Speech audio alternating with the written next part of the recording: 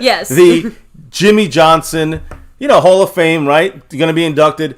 And why don't you say what happened, baby? Well, guys, again, Jimmy and Jerry, first of all, starting off, they're sitting next to each other. Already a big deal. They're joking, they're chatting. And, of course, then somebody asks, okay, I have to ask, I don't want to make it uncomfortable, but, is there an announcement to be made here, Jerry, about, because Jimmy's not in the Ring of Honor. And Jerry's like, maybe there is an announcement. Maybe there is. And then he finally just came out and said it. Yes, there is. Jimmy Johnson will be in the Dallas Cowboys Ring of Honor, the true, just peak pinnacle of any Dallas Cowboys career. Listen, history was made. To me, it is more important for the Dallas Cowboy fan base. Now, and in the NFL, other teams, the Steelers, right, watching this, they don't give a shit about the Cowboys Ring of Honor, right? What do they care? And that's fine. I understand that. But for the Dallas Cowboy fan base, here's the importance. It is a big deal. Jimmy Johnson has been disrespected, not by the NFL, but by Jerry Jones and family. So the NFL honoring Jimmy Johnson, we knew this would come one day, and it's you're the elite, right? But it's something bigger to be representing the Cowboys in a 5-year span, getting 2 Super Bowls and setting us up for a third.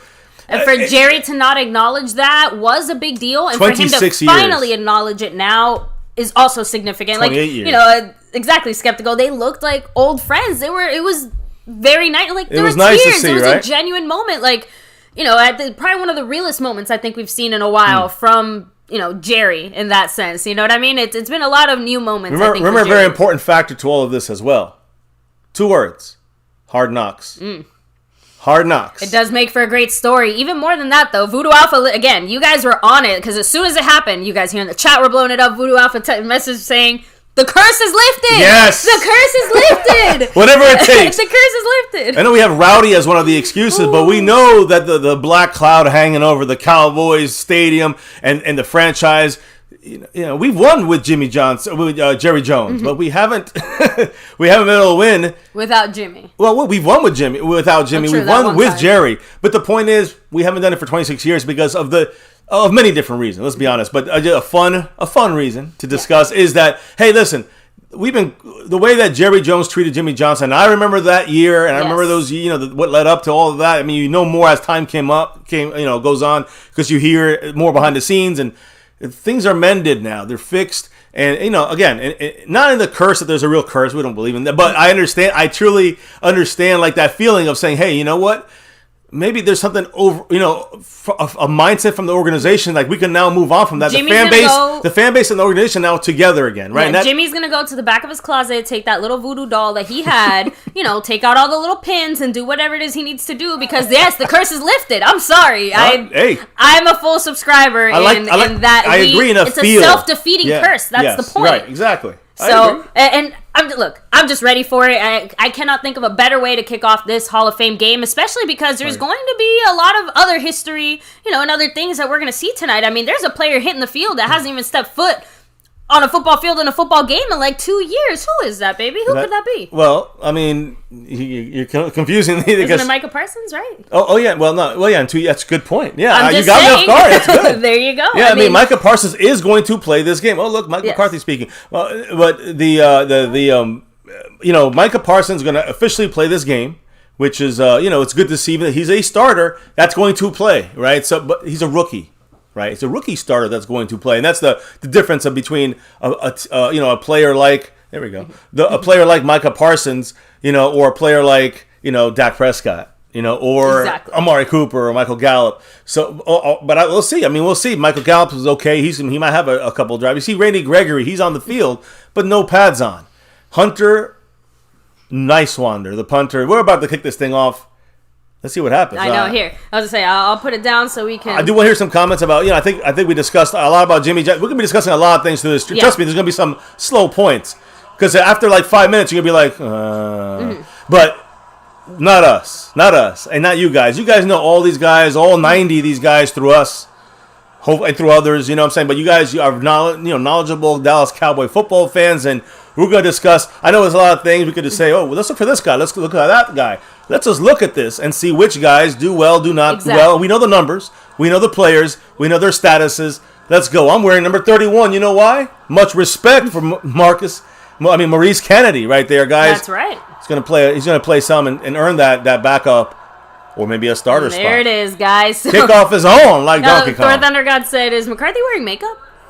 He did look a little bit made for TV there, right? Honestly, guys, if you think that a lot of these coaches, or honestly, even Jerry, Jerry was wearing makeup there too, he always wears makeup, though. You never know he's going to go to his funeral. He's the guy, the caretaker. Look, I guess I appreciate the equality to know that, I'm not the only one who has to put their face on to get camera ready, That's all. Equality here. That's what we're all about. Look who's in, Burger guys. King, I think you're a little confused. Mason We Rudolph. got Dallas Cowboy fan 1980 in the house. Much love. And guys, you got to send all the love his way to him and his whole family. Yes, much love to you guys, man. Hey, the crew, right? The old round table. Yes. So, guys, here we go. Listen, the Steelers are out now. I'm going to fix that the first quarter. But Mason Rudolph throwing the ball into the slot there, number 18. You seeing Kelvin Joseph for the tackle. Micah Parsons right there, man. I'm excited. Smith all the rookies. Also in there. By the way, someone. What number is Jalen Smith? Number 9. Right. I know, it was a little weird. Neville Gallimore in there? Someone did say, who was it? I think it was Scorpio? Yeah, so there's no Randy Gregory. There's pretty much a lot of our big name starters aren't playing today. So I guess quick question for you, baby. Who are some of the starters or players to watch out for that probably will be? Second and 3 right here. I'm watching. I'm excited. I know. We know everybody from front to back here as far as the players on the Cowboys. Oh, who got that knocked out? 93. Number 93. Is that Deron Carter? I mean, no, Terrell Basham. I appreciate that a fumble. pile-up. Is there a fumble? I see so. Jalen Smith is involved. Anthony Brown is in the mix. There was no fumble. I think he was down.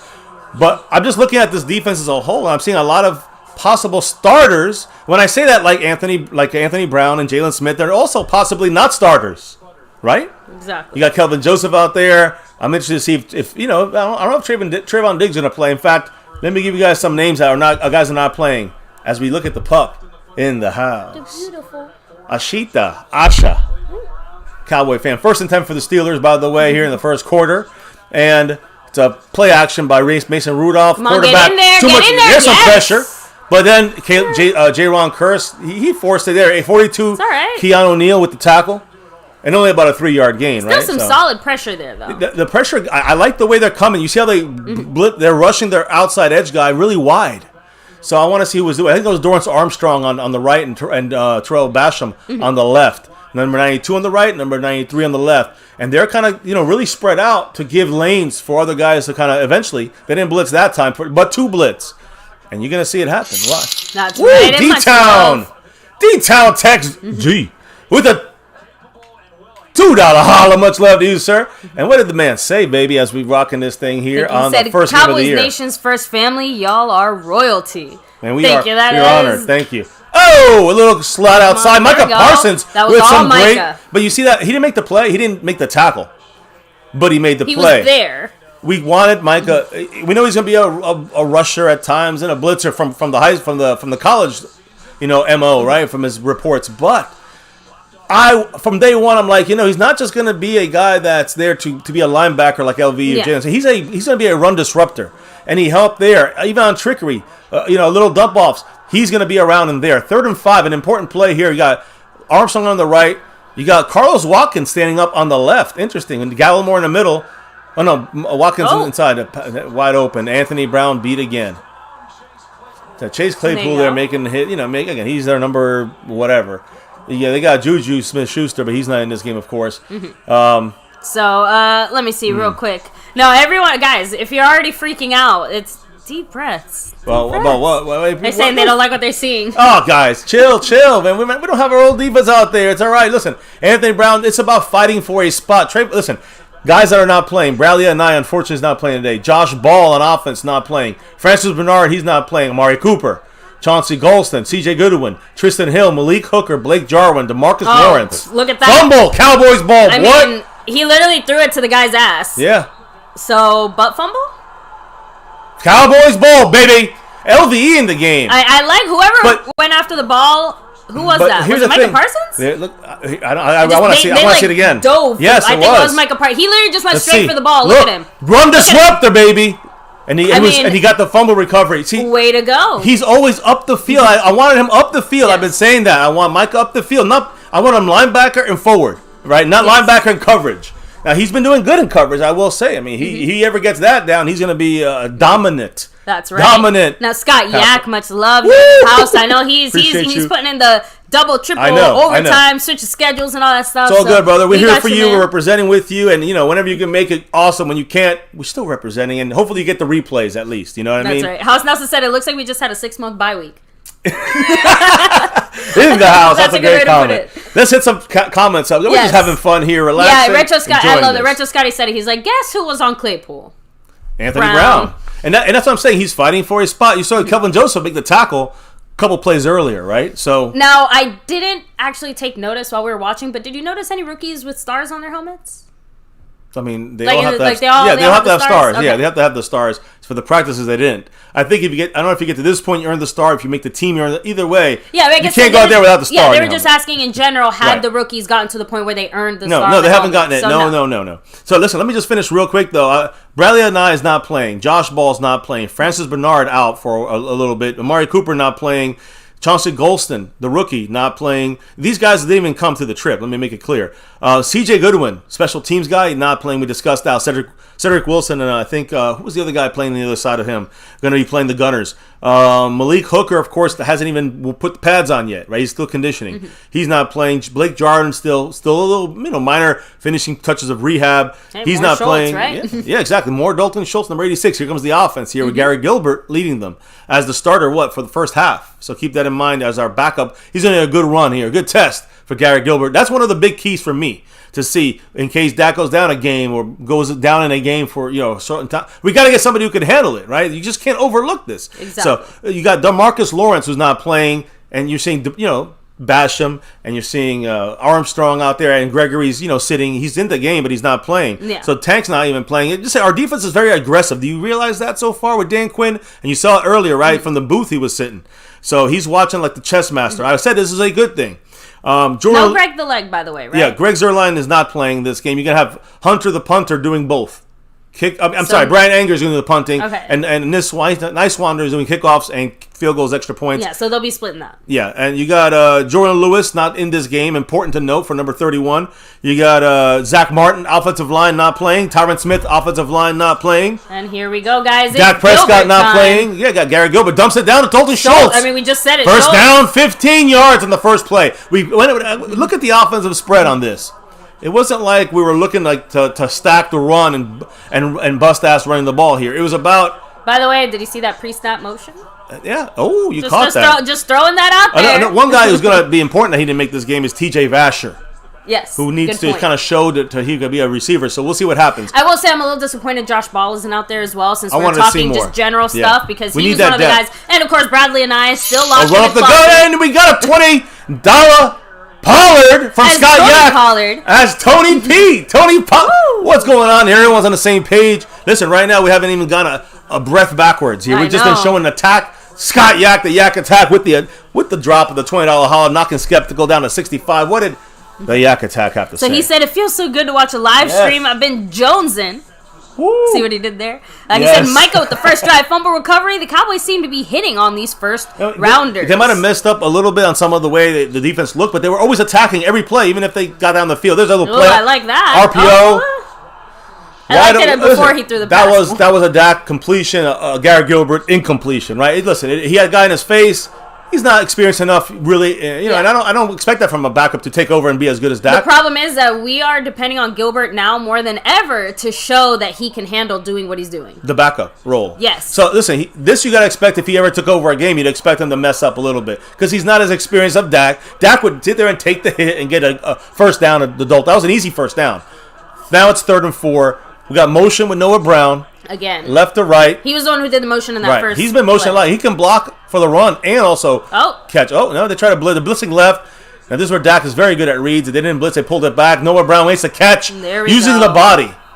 Using the body he has, guys. Again, I think Noah Brown, he's a guy you got to start thinking about. We looked a lot of him throughout the offseason, a lot of video of him putting in the work. The same guys that he works with CeeDee Lamb and that footwork is working with Noah Brown. And by the way, these fists only also pointing out that Neal had a good tackle. Yes, he did. Harris. Yes, he had a solid tackle earlier, and we saw him. Somebody else missed, and then he made the tackle. But that was a good read there as well. from you guys checking that. Look at Tyler Badass, number 63. We got to see him. Look at him blocking. What a great block by Badass. Tony Pollard getting a couple yards. I'm happy we're seeing all these guys play. Connor Williams is there as well. Lael Collins is playing. So that's awesome to see that McGovern is in there. This could be, again, with Tyron Smith and Zach Martin. Can you imagine? This offensive line is pretty solid. Staying healthy. You got to stay healthy. I really hope to see Siwu or Nick. Yeah, that's going to be at some point, actually running the ball, because that's one of the things that Siwu will run. Nick won't run. I know, true. But you want to see how I want to see how they use them. That's the key. So we got Rico Dowdle in the game in a shotgun on 2nd and 7, spreading. He moves to the other side. Noah Brown on the right side. Cedric Wilson in there with Michael Gallup. Eddie, I was just about to say something about Zeke's hair. Yeah, quick look. Come on. He's looking. Overthrow. He was looking at Cedric Wilson in the slot. I was going to say, I kind of like the look of Gilbert there. If he hadn't overthrown it, he kind of gave it away, I think. That was the one thing. Before the play, it was kind of... You kind of saw him already looking there? Yeah, I think, listen, you kind of get it right. See, he even knows it was an overthrow, but Cedric Wilson was covered. By the way, with no Amari, no CD in the game, right? CD's, chilling. So, it's nice to see Lyle Collins out there, too. I know, super random. I know that's we're a great talking point. about that, but... we haven't seen him in over a year, It took me a second, too, because I saw him walk by, and I'm like, he looks smaller. Not in a bad way, necessarily, just definitely more trim. Tyan Secchi is taking over at the left tackle spot, just in case you guys wanted to know, for Tyron Smith. He has time. He dumps it down, wide open. Rico Dowdle to the 5, first down. Nice patience by Gilbert to finally not get so, to feel a little more experience on that play. I think he also let his line do his job, though. Like you said, he didn't get spooked by it. He trusted in Secchi. Look, can you really blame Gilbert for being a little bit cautious, especially after last year? Listen, you don't have Zach Martin. Connor McGovern is there. Fantastic next step up as far as Connor Williams, let's say, who's in there as well on the other side. The more reps, with the the better. I am all about the Connors. Fullback, Siwu. This is the time. Siwu's the fullback here, and he's blocking. Let's see. Come on. Good block by Siwu, but... All right, he did get the block, and he got thrown off to the side. I think this is going to be interesting. Ooh, I like that. There you go, badass. I would like to see how the Cowboys, again, now... That poor ref trying to lift up Connor Williams. See, I want to see how our red zone goes here, because now I know we got a couple backups in there, but let's spread out the defense. Let's spread out the defense on the goal line. So, okay, Siwu's out now. Right, and it's probably it just means probably a pass. One running back is going to be in. There's the point. There's not going to be 2 this time. So... Well, you know what? Watch him go to Schultz again. Rico Dowdle. You got Schultz on the right. You're going to have somebody kind of go in motion here. Yep, there. Noah Brown goes in motion, left to right.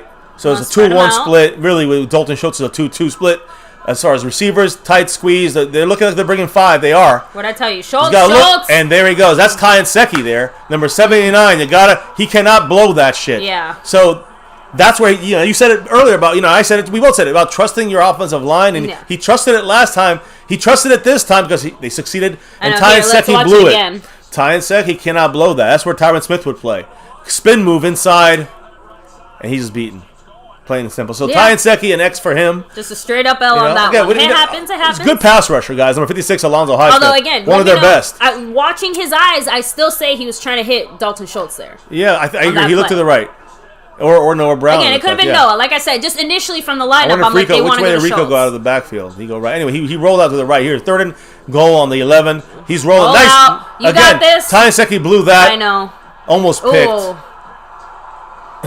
Malik, it was a pass to Malik Turner. Yeah. But the thing is this, a couple things. Number 1, let me tell you about this here. Number 1, now it's 4th and goal. Now comes Hunter the punter, who's going to try to kick a field goal. He's only kicked, I think, 3 and made 2. Or kick 2 and went 50-50. Here's the thing. I mean, that's a touchdown for Dak. But good defensive play. The point is, it was a horrible throw. And Tyan Secchi was part of that major issue. Yeah, Again, that was missed. 2 bad plays in One more Tyan Secchi. I mean, we need the Josh Ball tryout, right? Hey, we actually kind of need this, too, because 29-yarder. we need to make sure somebody can kick field goals on this team. Knocks it through. Just for the fuck of it, right? Just to get some points on the board. Had a great drive, got to the goal line, and what happened? Backwards. But 2 of those mistakes, Tyan Secchi. Keep that in mind. I have to admit, I like what I saw from the offense. Excuse me. I like what I saw from the offense. My favorite thing so far, pre-snap motion. That's it. Like I don't really have anything more to add other than watching Noah Brown, and specifically Noah Brown too. Like again, I don't know if it was one play by him, but it was more him doing he went in motion like. No. One play he caught, but yes, exactly. He had so much more. He was utilized a lot. Yeah. Very efficiently. Every play he was utilized for something, whether it was a target, a completion, which was one. I think it was targeted another time.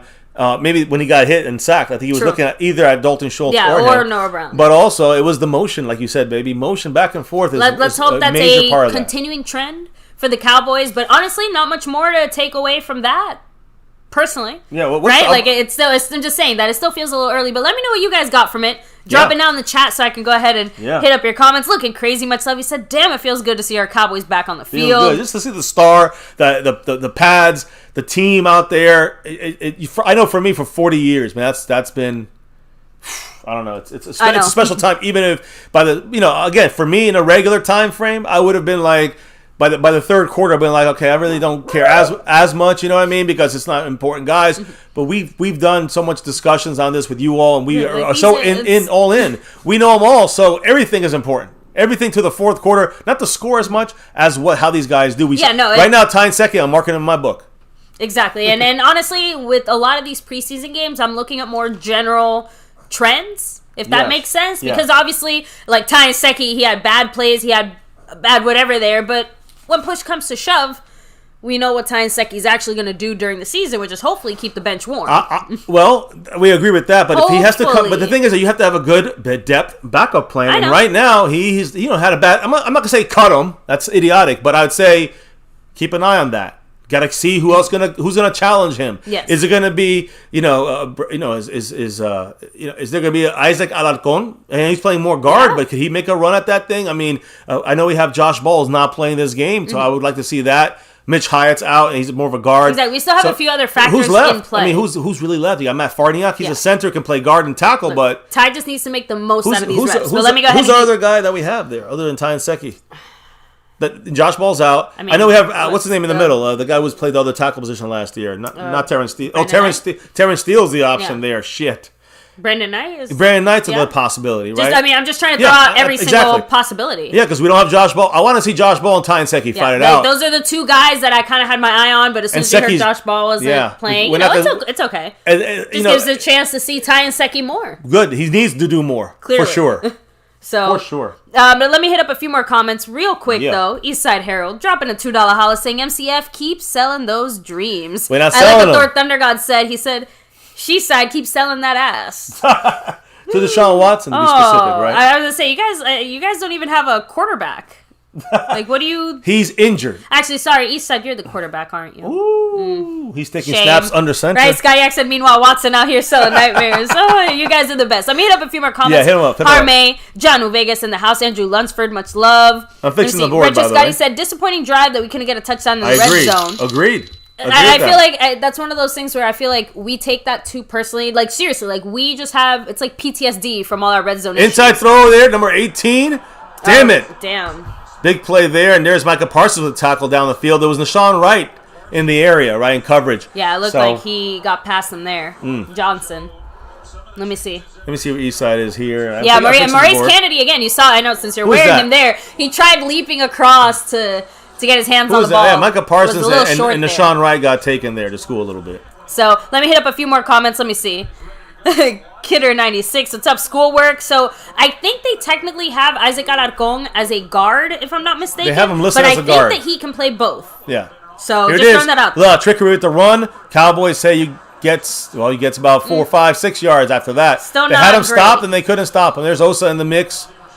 Still not great. So, let me see. Westside Will Farrell said he likes what I'm seeing. Gilbert got smacked in 2 seconds because of steal, held on to it.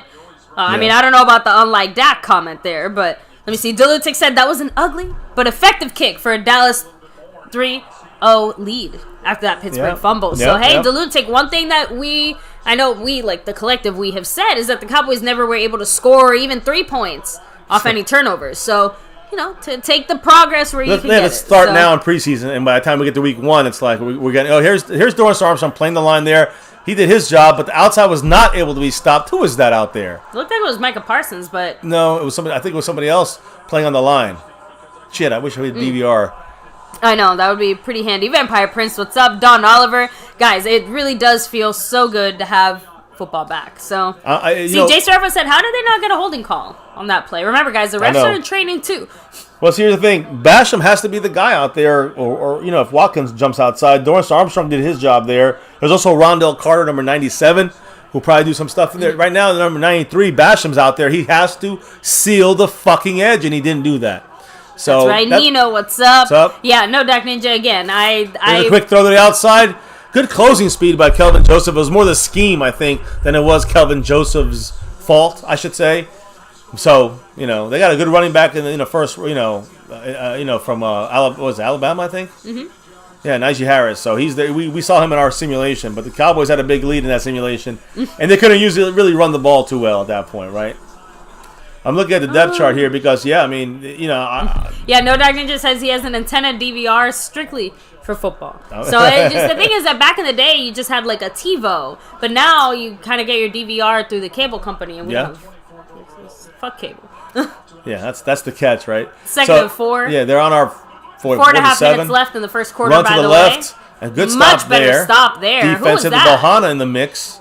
Bohanna and Micah Parsons. I feel like we're saying Micah Parsons pretty much everywhere. I'm just waiting for him to show up on the offense. That's the way Dan Quinn wants to use him. Move him all around the field as a piece, chess piece kind of guy when you need him. How do you feel about the fact that we are seeing so many reps for Micah Parsons just in a general sense? Do you think that's partially motivated by the fact that he hasn't played in 2 years and the Cowboys do want to see him take those extra reps? I think you're right about that. Look, I think you're right about that. Now, 3rd and 3. I think it's that, and also he's a rookie, right? But 3rd and 3, it's definitely on the line of scrimmage kind of play. No, it's a flag on Darian Thompson. If they don't, did they call it? I think they're gonna maybe let that go because he slipped. Let's see it again here on the replay. They usually, hopefully they don't call that in a regular season, but that looked like it could have been a penalty. Defenseless receiver, you can't hit him. We all know it wasn't a penalty. Oh man. Yeah, it should have been a penalty. Sorry. We got lucky. And the thing is, Thompson should know better, though. And that's going to hurt him. So mark that. I'm going to mark that in the book right now. I was going to say, mark that down because he should know a tiny bit better. It's okay. But yeah, Harmay, you're probably the only Houston fan I feel bad for. Here we go. What? Who got what? Why? What even was that? Who did that? Wait, hey, what? What, baby? It's a punch.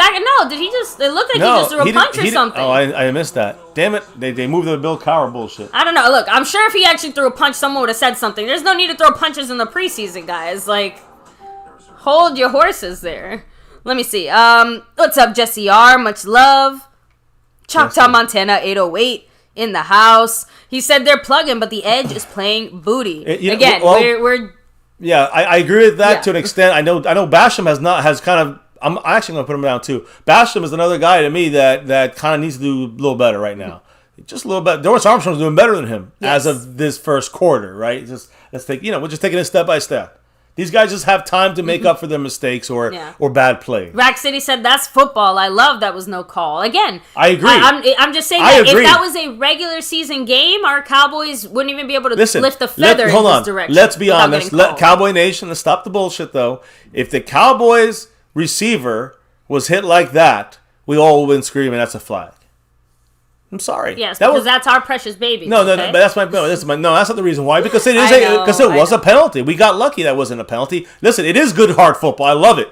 But nowadays, that's a penalty. And if we did that to somebody else in a regular season game, they call it, and vice versa, we would expect that to be called. If the Cowboys see that and they don't call it, we'd be screaming about it. And look, I'm with you guys. It was a great no call just because, clearly it was incidental, accidental. He didn't hit him too hard. No harm, no foul. But the play was over. He knew it and he went into him.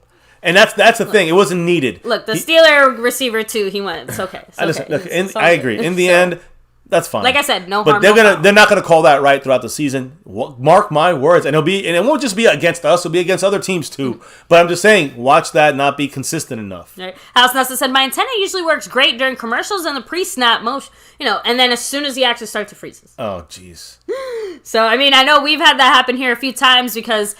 Depending on the channel that we're watching, because of where our house is located, sometimes the signal will, we're fine. It'll just blank out for a second and come right back, and there's no way of just the Earth's rotation, right? That's it. We don't know why it happens. Rotate slower, Earth. Yeah. Come on. So catch up style, come on. Oh, no. Hey, Harmay, it's all good. Like I said, I feel for you because I know that there is a lack of Houston Texans content out there because...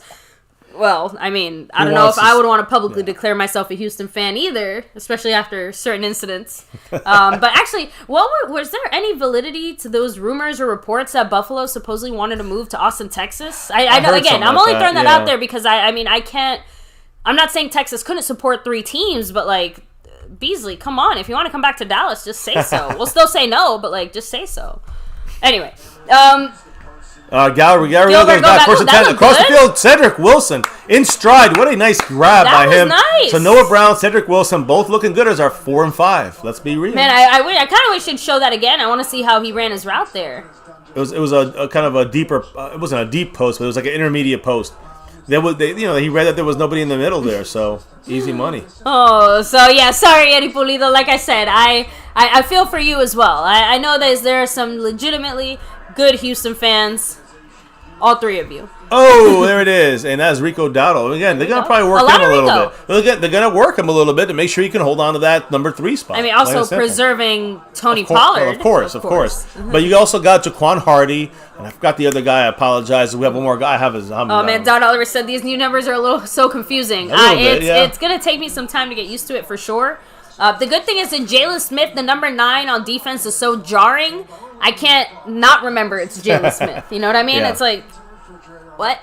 I have completely updated Second the board. and 7 here, by the way, guys. A more pre-snap motion again with Noah Brown. Yep, Noah Brown's a big part of this thing. So I know that there's been kind of a division in the chat. Oh, that was a high snap. I don't like that. Rico, little move there inside, gains about 4. Was that badass as a center, right? 60. Finish? No, which one? He's 63. Okay, so then, no, it looked like 68.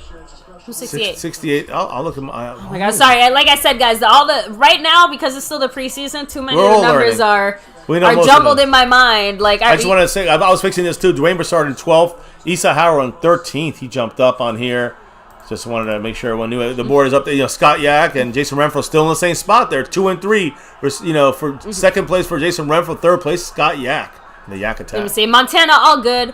Hopefully that works a little bit better for you. Okay, much better snap there. 68 is in the game. I'm going to. Is that Brandon Knight? Yes, another good play. But Brandon Knight's playing left tackle now over in Secchi. If it's 68 is Brandon Knight, he's in there. Okay, so then it still brings up the question: who's playing center? I still can't. Like they keep moving the camera around, and I can't quite see it. Let me see here. So who's 66 again? Oh, look, Matt Farniok is playing out there. Okay, so there we go. I mentioned him, too. There we go. I knew it was something different Matt Farniok's playing left tackle because they want to see if he can do center, guard, tackle. That's part of his big pull. All right, so just one bad snap there at the beginning. But he was in center. Wasn't he the center there? No. So who's the center?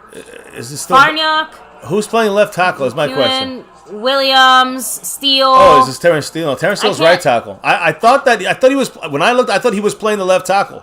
Again, he could be. I'm just, guys, let me know. Here, we got the collective MCF fam here. Someone watch this offensive line and let me know who's the center because they keep cutting the camera in such a way where I can only see like 3 of our offensive line. Connor Williams. It looks like a 2. Yeah, Connor Williams. So Connor Williams is the one with the slightly high snap then. Right. Look at the outside left tackle is either Brandon Knight or. I know McGovern's still in there. That's Brandon Knight out. I think it's 68 or 69. Ooh, oh, no. Bad pass. Yeah. By Garrett Gilbert there. Cedric Wilson, though, another target. All good. Heavily targeted. There we go. So Narcotics said, where is Simi? Simi's not in quite yet. I think we're going to see him more in the second half. Just throwing that out there. Because I know that, for example, Garrett Gilbert, we're going to be seeing him pretty much this entire first half of the game. And then supposedly, third and fourth quarter, Cooper Rush and Ben DiNucci going to be fighting it out there. Oh, that's right. Oh, man, that's funny. So House Nelson also said, who's the Steelers rookie to watch? Naheem Hines, the running back. But I think he's out already, guys. One drive for most of these guys, and that's for a lot of the starters. Ooh, there's Garrett Gilbert standing up. McEwen! Oh, is that McEwen? McEwen with the first down. 3rd and 12. And a good pass by Gilbert. Schultz-like. McEwen, I'm telling you guys, he's like the combination of Blake Jarwin and Schultz. I mean, let's make sure he can block. If he can do that. Again, we haven't seen him too much until right now, but real quick. But he's a guy. So No Dak Ninja said, Najee House. Najee Hines. I was going to say. Najee Harris. I was going to say absolutely no one because we're watching our Cowboys. That's true, too. But I think he's out by now. And then they got Rico Dowdle. No, timeout. Siwu was back. Siwu was the running back on that play. So you're seeing an option of using your fullback as a running back.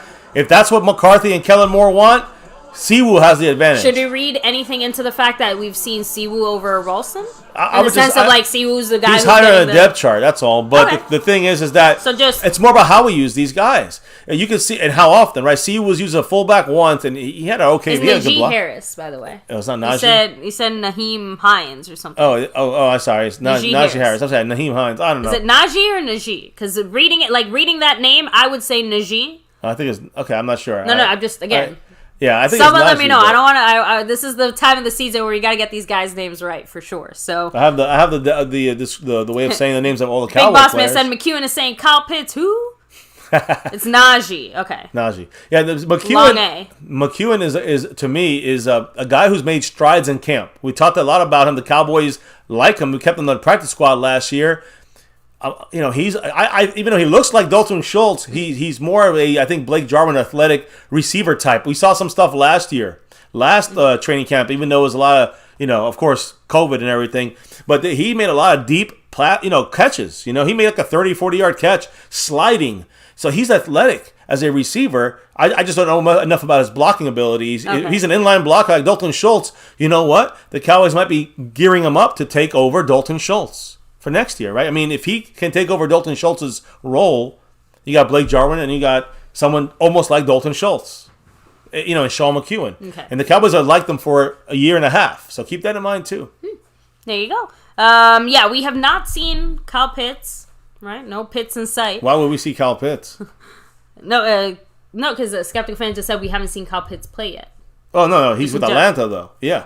Let me see. I think he was responding to somebody else. Titan Anderson said, I'm live, had to stop by, show some love. Wilson #1's on fire. Much love, Titan Anderson. Yeah, appreciate you, Cedric Wilson, stepping into that, in those shoes. Very important that we solidify our 4, 5, and 6 receivers. We know Simi's probably the 6th as the rookie because he, is valuing. Every Cowboy rookie always has value. But when you look at the 4 and 5, Noah Brown, number 85, has been using, like you said, baby, a lot pre-snap motion. He uses his body. He has better footwork. He's worked on that over the offseason. And Cedric Wilson, number 1, he's a guy that you got to remember. He's a guy that's has a value in punt returns, right? Because CD is not going to do every single punt return. He's a special teams guy, and also kickoffs. He's a guy that possibly might do kickoffs if need be. Whether it's something Tony Pollard want to maybe scale him back on that side of things. Or Tony Pollard is also listed as one of the kickoff returners. I want to use this moment there. If you guys are watching the TV and you saw Troy and Joe and Peyton, you know how they're wearing makeup? Do you see Peyton Manning's face? Ooh, Siwoo in the passing game. Sorry, baby. No, it's all good. Siwoo again. There we go. Man, so that was like 15 yards. Yeah, guys, it was a good deception. That was a Kellen Moore play. Design. Use your guys, a lot of misdirection, and then you throw it out, and he's using the fullback. They're testing this. Nick Ralston probably could not do that. Keep that in mind. So I always said it's where they use it. They use them, but how they use these guys as fullback. Are they really a fullback? Are they going to be an all-around athletic back type guy who could catch and run, or are they going to be blockers? So we'll see. There's Rico Dowdle, big hole. Rico. Good run. I love it. And great blocking. Let's be real here. He had a huge hole there. Yeah, by the way, Cedric Wilson was part of that block, so credit towards the end. Yeah, down the field. But the interior had 2 huge holes in the A gap. Oh, but exactly, Eddie Pulido. Like I said, the biggest way and usually the easiest way you can tell if a man is wearing makeup. I'm just using this as an example. You see how Troy's face and Joe's face aren't really shiny, and even though they obviously you can tell how they look, like it's all like, that's usually the easiest way. Cowboys to tell. Coming out with 12 personnel. There we go. Looks like a run is a run. Rico Dowdle just runs up flag. There's a flag. That's kind of funny when you said that. Looks like a run is a run. Yeah. I'm saying, but usually the Cowboys don't. They've been more recently trying to fake out of that. And Dak, that's bullshit. So he's saying that local TV ads are just cutting into the game for him. Like they're just. That's messed up. Well, right now you're just seeing Troy Aikman, Peyton Manning, and Joe Buck. It's a first down. Thank you. I have to fix this. The refs he said a second down. Too. I know, but the guy said it's still a second down. I'm like, he's got a first down. There was no flag, so it's a first down. Oh man, Tomlin looked pissed. Yeah, he was. These coaches got to get into their game, the game day kind of demeanor. Now we got Cedric Wilson on the right, Noah Brown on the outside on the left. Who's in that slot there? I think Malik Turner, number 17. But yep. He was late on that. Siwu was the running back there. Oh, no, he tripped. No, he got stopped, tackled. I should say. Siwu, they're using him. I'm curious how they're going to see. Here's the thing. I thought Gilbert was going to keep the ball there. That'd be dangerous. Siwu is going to. So here's what my thought process. Siwu with the ones. Watch Nick Ralston, number 46, in the second half. Or you know what I'm saying? I believe they're putting strain on that position to see which one will do better. Right now, Siwu's got the advantage. Obviously, he's the only one on the field that's played out there. But I'm curious to see how this is going to continue on, into this game. There's a catch to Malik Turner. Malik Turner. They're testing him in the slot. He takes the hit, gets the first. Again, I like the way that he's been moving this game so far, just like very businesslike. Yeah, you got to remember, these are the guys that are the 6 starters, right? Our starting 3, and then these guys that have been in the field here. Malik Turner being the 6th last year, mainly for special teams. So, he has a lot to fight for. TJ Vasher's not playing; he's back in Oxnard. But what about all these other receivers? Scorpio thought as well, because that Siwu got tripped up, but like he kind of tripped over his own feet a little bit as well when he made the tackle. I don't know. I think the way that he cut back made it really easy for him to be tackled. We got our entire third. Snap the ball. There's Gilbert Garrett. Let's see. Run it. No, fumble. God damn it. Hey. Brandon Knight. Quick, good reaction. Saves us 3 points right there. I mean, it's not, Great. No, look, Brandon Knight is kind of one of my favorites out of all the depth guys that people don't like him, but he has so much versatility as guard and tackle. And he did the best job out of everyone last year with, again, what I would consider subpar coaching and guidance. Listen, Brandon Knight did a great job blocking a starter, Alonzo Highsmith. Mm-hmm. So, if I looked at that right, I think. What's this one, like 32, 33? A nice 29 yards again. That's two. Both were 29 yards. Can he make it? He made the last one. God, that looked absolutely horrible. It looked like it got blocked. But I think it did. That's what sucks, though. Well, that's what happens, I guess, when you don't practice field goals in practice or in training camp. Because Greg the Leg's the guy. Was there really a contest, though? Maybe not a contest, but even... I mean, I'm going to keep bringing it up. Even Jeff Heath kicked a field goal for us. Like, you're telling me we don't have one other person that can give us Diggs said he could. A 33-yard extra point attempt? 29 yard. That's it. I'm not asking for much. Just give us the extra point and you're good. You know? Just... Oh, man. I can't disagree with that. Maybe you're right. Devontae Griffin said, people talk about Gilbert. Good. Harmay said Gilbert sure ran out of the pocket. Let me see. No Dak Ninja said, who the fuck said Gilbert was good? I don't even want him on this team. I think Jerry and the Joneses and McCarthy's and all them. Yeah, you got to remember, they like Garrett Gilbert. Yeah, they are fans of him. Plain and simple. But I don't know if... I think the Joneses, not the coaches. Man, as much. Sniper said it. Never can get the touchdown. Or a field goal in this situation. I know. But listen, again, I'm trying not to. I'm being honest here. I'm trying not to be bothered by the points. It's nice to win. It's maybe it gets your team a little hyped, and it gets a little confidence in the team. But that's what I'm saying. I'd rather see them do good and that produces points than win the game. But we gotta. That's the kind of shit that says we gotta evaluate something here. Oh, I know. Or just say that. Hey, you know what? That's just a guy who's a camp leg. He's going to be cut. Skeptical fan asking the real questions here. Ooh, what is that? With the $2 Hollis saying, is Maher kicking? Did we bring back the Maserati? It looked like him, right? I mean, listen. This guy's a punter. Keep that in mind. It looks like a great punt there. I'll give you that. Listen, he's a punter. He's a guy that's just brought in for as a camp leg. I'm not going to get too mad. Scorpio said, we may have lifted the Jimmy Johnson curse, but Dan Bailey put a curse on us. Oh, baby. You had the rant. The rant of the year. It's okay, guys. I have learned to let go of my love of special teams. I say as I lie through my teeth. I'll always have an issue with the Cowboys not prioritizing certain aspects of special teams, but can't really say that anymore because it's almost like we've gone the other way where, the Cowboys know they want to do something special on special teams and they're purposely kind of keeping certain guys around to see which one of them is going to be like that extra piece that helps. Bones got plans is I think the better way of saying it. I don't know exactly what they are, but they involve shenanigans and I'm kind of here for it. But I need consistency from my kicker more than I need shenanigans on special teams. I agree. I want to see consistency over bullshit. Exactly. You know what I mean? I think that's a great way to put it. So now, guys, back to the football. 1st and 10 here for the Steelers. Oh, ooh, that was almost a flag, I thought, on us. Cowboys blitzing. Get in there. Damn, nope. Darian Thompson got involved in there. He had to throw it away at least. Darian Thompson made a good move. It was a blitz. That was more a Dan Quinn scheme than it was, individual players. But I know, but Osa ran into. We've been sacked twice. I mean, again, you're really telling me we can't get hands on him? We got hands on him, but we haven't knocked him down. There's Zeke talking here in a little quick interview, guys. Yeah, you said Scott Yak said the Steelers can't even make it to the red zone, though. So I know exactly. And again, listen, we have our starters out there. It's gonna be a whole different story, and they still have some of their starters on defense. That's what impresses me more than thinking about the missed field goal by our backup punter. You know what I mean? Think about it. That's all. Maurice Kennedy did a good job there. Is that LVE? I couldn't tell. No, Luke Gifford. Jabril Cox there as well, number 48. But it was more about Maurice Kennedy he made an impact on the play, number 31, right here. But he made an impact on the play, but nobody else was there to help him. If you had another guy with him, he would have been the guy who made the play.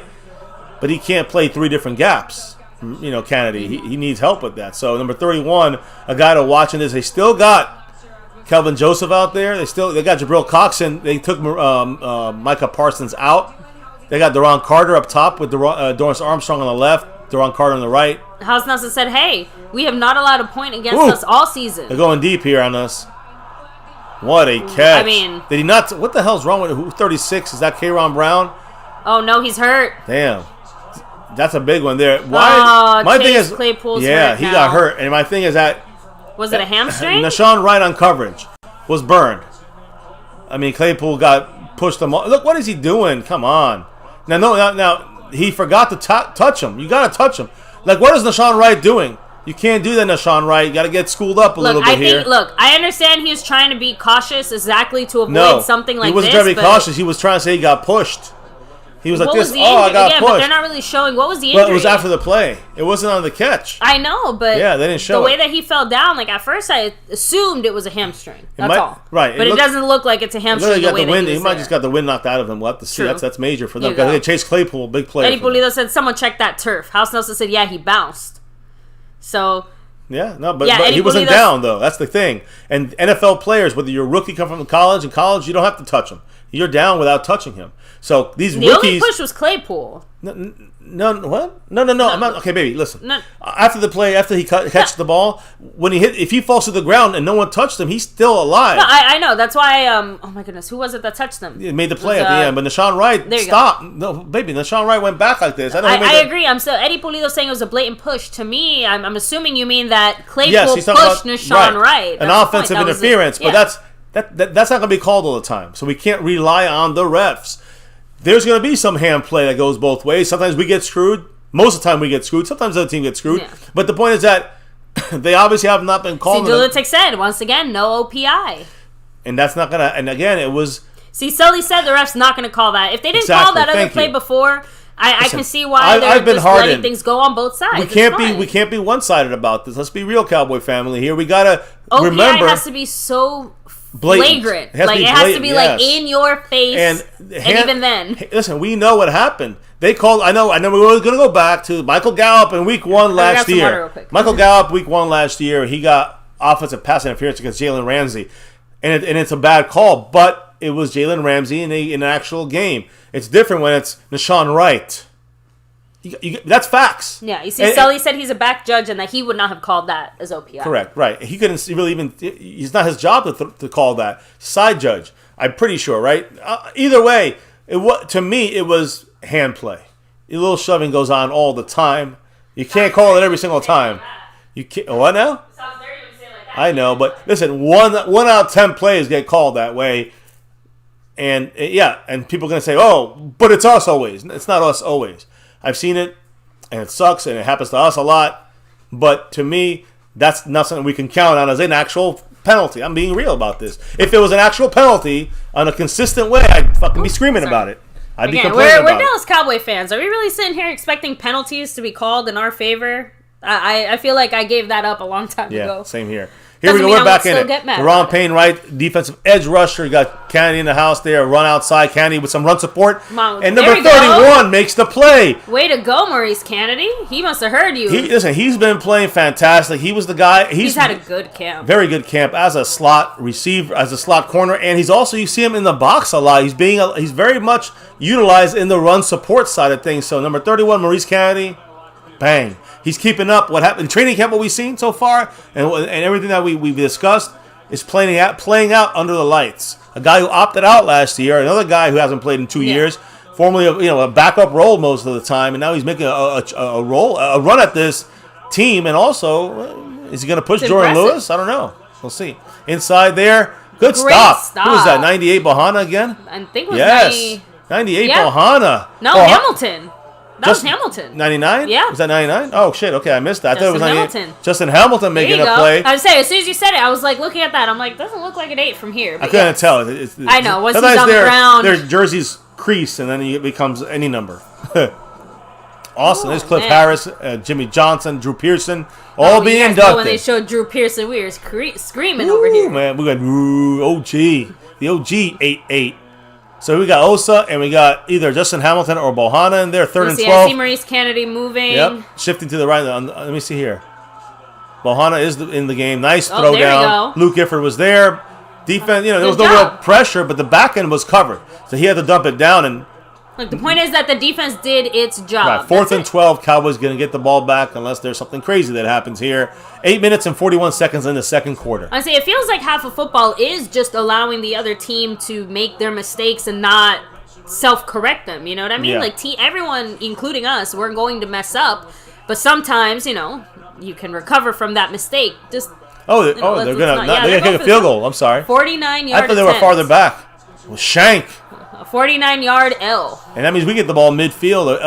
On our own 40, we get the ball here. Good for us. I kind of like it because it gives me McCarthy training camp practice vibes, and how he likes. Again, I keep going back to the mojo, like the rhythm of the game. So again, obviously, kickoffs and whatever punt returns, those are all very typical. But how do you take advantage when you start midfield? Do you do maybe a 2-minute drill? Like, go hard and fast, try to score quick? Do you know what I'm trying to say? Like, we have a lot more options here. And honestly, I wouldn't be surprised if Kellen Moore doesn't pull a slightly Kellen Moore move. Watch him take a shot deep down the field to kick things off here and try to get like a 20, 30-yard something. You know what I mean? Get us in the red zone right away. Again, I feel like I'm just spitballing here. But really, I do want to see what kind of an offense they come out with and take advantage of this field position. Yeah. So, what's the chat? Hit him up. Yeah, guys, of course, the stream is always going to be a little bit behind just because obviously we got to watch it and then react to it. Yeah, and then the internet has to send it your way. And I do want to shout out LA Lake Show star level member here, guys. Moving him up the board here. Forgot to do that earlier, but he's up on the board as well. I mean, way up on the board here. Moving up into, a challenging position. In about the 5th, 6th, 7th place on the board? Yes. So, Sniper 1234 said, can we just get one touchdown? Just one. We'll get one. That's it. We're getting one. So, Duluth said the real 88 is coming up. Yes, the OG in the house. You know it. So, House Nelson said Shankopotamus. Rachel Scotty said missed. Scorpio saying, Dan Quinn was a great hire. He's a hands-in-your-face coach. Mike Nolan just sat in a chair with a headset. Yeah. Big difference. Huge difference. Hope that we see something come out of Dan Quinn being in the box. I truly feel that's what she said. Sorry, baby. You set yourself up with that one. I guess I did say I wanted something to come from Dan Quinn in the box. So, I did it to myself. See what you get here at MCF? Oh, we got the Yak attack once again with the drop. He's putting 5 on it. And he said, gotta say, depth is looking really good. Great to see guys that can step up if needed. It's been a while since we could say that. And, obviously every team is going to have its issues and its weak spots, but it does feel like we are an overall more balanced team. Like, it's not like we're overloaded in one position and completely bereft at another. Like, we have, I think, reasonable depth at almost every position. I agree. But it's only been a quarter and a half of a preseason football game. So let's see. But I think he's trying to say that it's nice to see in action the things that we were already seeing them build up towards. Oh, I like that. Nice. By the way, nice play, Sean McEwen. Cooper Rush, I believe, number 10, or is that Benvenucci? I missed it. Oh, number 10 is Cooper Rush. Okay, so Cooper Rush is out there, by the way. Great throw there to McEwen. Wow, so McEwen, again, looking nice out there. Also, I did not catch that, but I think there was some pre-snap motion there. Just throwing that out there. I think again, I'll have to see it again, but I'm pretty sure there was some pre-snap motion. Captain DCW, what's up? Retro Scotty said, how about Kellen Moore pull his head out of his ass? Garrett, stop holding the fucking ball too long. Okay, let's score in the red zone. Let's do this. Let's get there first. But yes, Retro Scotty, we got this. We're past midfield. Rico Dowdle running, dancing a little bit. Don't get hurt. Even. All right, so we got a yard. 1 yard? Yeah. Look at that. Drew. I love it. A tattoo on his arm. Hail Mary. Sorry, I'm actually listening to what he's saying for a second. DPOHF. So would I be too much of a biter if I got the same tattoo as Drew Pearson? Yes. But it'd be kind of cool. But it'd be I know, a little too. It's okay. Got to be a little original. So, what's up, David? Much love. Yeah, it's Captain DCW, guys. Yeah, I know. I'm my guy in there. I see you. I love the name change there because it kind of fits a little. He's a Denver fan, but still, it's all good. Cooper Rush those to the out to Reggie Davis, number 16. But yes, much love to you, man. Appreciate you. Reggie Davis, someone who's trying to probably going to make the practice squad. He's done a couple of nice catches in training camp, so we'll see how that progresses. That's right. So, and guys, real quick, since I do see several of you guys in the chat, take a second to hit the like, subscribe, and hit that notification bell if you haven't already, because we're live, not just now, right? Every single day with news, info, updates, reactions like this, the entire season, guys, and pretty much anything and everything Dallas Cowboys in between. You know it. So now it's a 3rd and 4. Right, we got 3 receivers, 11 personnel, 1 running back, 1 tight end. Sprinkles in the game right now, going deeper. Opens it up underneath for Reggie Davis once again. So you saw Jeremy Sprinkle go down the field. Mm-hmm. Davis had to cross his backside. And to open up the man coverage situation, that's what made it an easy play. As long as he makes the catch, and so far everyone's doing their job. And Dowdle was in there blocking. Yep, he was helping out there, making sure, giving support to the offensive line. But that's the important part, is making sure that you have the clear out for the underneath play. I love how Drew Pearson signing these Steelers fans stuff, like just because they're like, even they have to put respect on Drew Pearson and say they damn well better. Now Cowboys again moving. Malik Turner into this from one side to one slot to the other, so a little motion there, I guess you can say. A run to the left. Dowdle, so quick, right? That was explosive much better when he hits that hole. Look, I know 3 yards is probably not. Is it 3 or 4 yards that's considered a successful run? I think it's 4, right? On first down, I think it's 3 or more, or 4. Okay. Yeah, one or the other. Look, either way, the point is that I think that was well done. 4. Hey, either way, he got it. So he did come out for this next play. So I'm assuming it's a pass. Let's see who comes in. I know. Is it Siwu? Is it? Will Nick Ralston get to see the field? Number 46. Like I said, I don't think we'll see Ralston until the second half. This could be Hardy, I think. Jaquan Hardy, who's a guy who's an undrafted. No, it's Siwu. Siwu getting a running play here, guys. I'm telling you. So, like you said, Siwu is the only one who will occasionally maybe run the ball like that. Again, you're right. Nick Ralston will not be the single back. Yeah, you'll never see him do that. Ever see him do that in the NFL? He did that in high school, but he ain't gonna do that here in the NFL. No. Sorry. Yeah, you'll never see Nick Ralston. Siwu gives you that ability, and that's why he has a slight advantage. He was here last year. They know him, but he has, he's very good in special teams. So is Nick Ralston. All these, as far as good in special teams. Right, Ready Red in the house. What's up? What's up, man? How you doing? Yeah, Lunatic said, I love 88's energy. He definitely deserves to be in the Hall of Fame. It is long overdue. Drew. Now we got Malik Turner again. Left side to right side, pre-snap motion. Sets up in the slot. Got Cooper Rush with the Siwu run. Oh, there we go. Oh, there's a flag, though. Probably a hold. So, by the way, Thor Thunder God, I didn't mean the actual DP initials. Don't worry. That's not what I meant. He has another tattoo, I think, on his right hand of the Hail star Mary one, and the Hail Mary. Let's see, 3rd and 5, holding the Cowboys. 62? Who's 62? Eric, what's his name? Damn. I almost want to say Bienemy, but I'm like, oh, this is... who is? Seriously, who are you? I'm checking right now. He's Braylon Jones, undrafted. So he's going to be, he's a guy that's, at best, practice squad. At best. Keep that in mind. Meaning, probably, they're testing him for a reason here. He's probably done good in camp. They want to see if he can handle it on the lights. Siwu now breaks out to the slot. It's a pass. They throw the second level, intercept. No. Oh, we got lucky there. That was Simi Fehoko, by the way, number 81. Finally. Being utilized as a target, but it was not a good pass. Yeah, okay, that's not Simi. Again, it wasn't Simi's fault. It was really good defense and or a flag. I'm just saying, it was a little touch before the play, but he went through him. Could have been called a flag. I'm not gonna sit here and say we should have got that play because it happens both ways. That was a bad pass, and Simi ran a decent route. I'll give you that. I think the Cowboys. Hold on, Cowboys are going for this on 4th and 15. I like that. The Cooper rush. No, they're giving them situational football behind him and a little too high. That's what I'm saying. Right, but 4th and 15, the Cowboys are going for it. Why? Timeout. Cowboys call timeout. I don't know what the fuck they're doing. I bet you we're not going to go for it now. No, they won't. Like I don't think they know that. Do they know it was 4th down? I mean, the players. I don't even know what's going on here. How the Cowboys are. This must be a situational thing in my mind. That's what I said. Watch them act like they were going to go for it. Call the timeout and then not. Well, we called our own timeout here. Actually, it sounds like McCarthy's talking to Cooper Rush, and so is Kellen Moore. So I think they're just trying to say, "Can you do it? Will you do it here? Is this the plan?" Well, the offense is staying on the field. They're not asking Cooper Rush. Isaac Alarcón is there, by the way, guys. Isaac Alarcón sighting. I think he was in there since Cooper Rush came out. So this by is the way, situational football. Again, guys, I see the Pittsburgh fans going crazy. Who gives a shit? Really, this is a scrimmage. It's a glorified scrimmage. It don't matter for anything. So to see how these guys play. Yes, it is. What he asked if it's a Roy Williams jersey. No, it's a Maurice Kennedy jersey. Oh.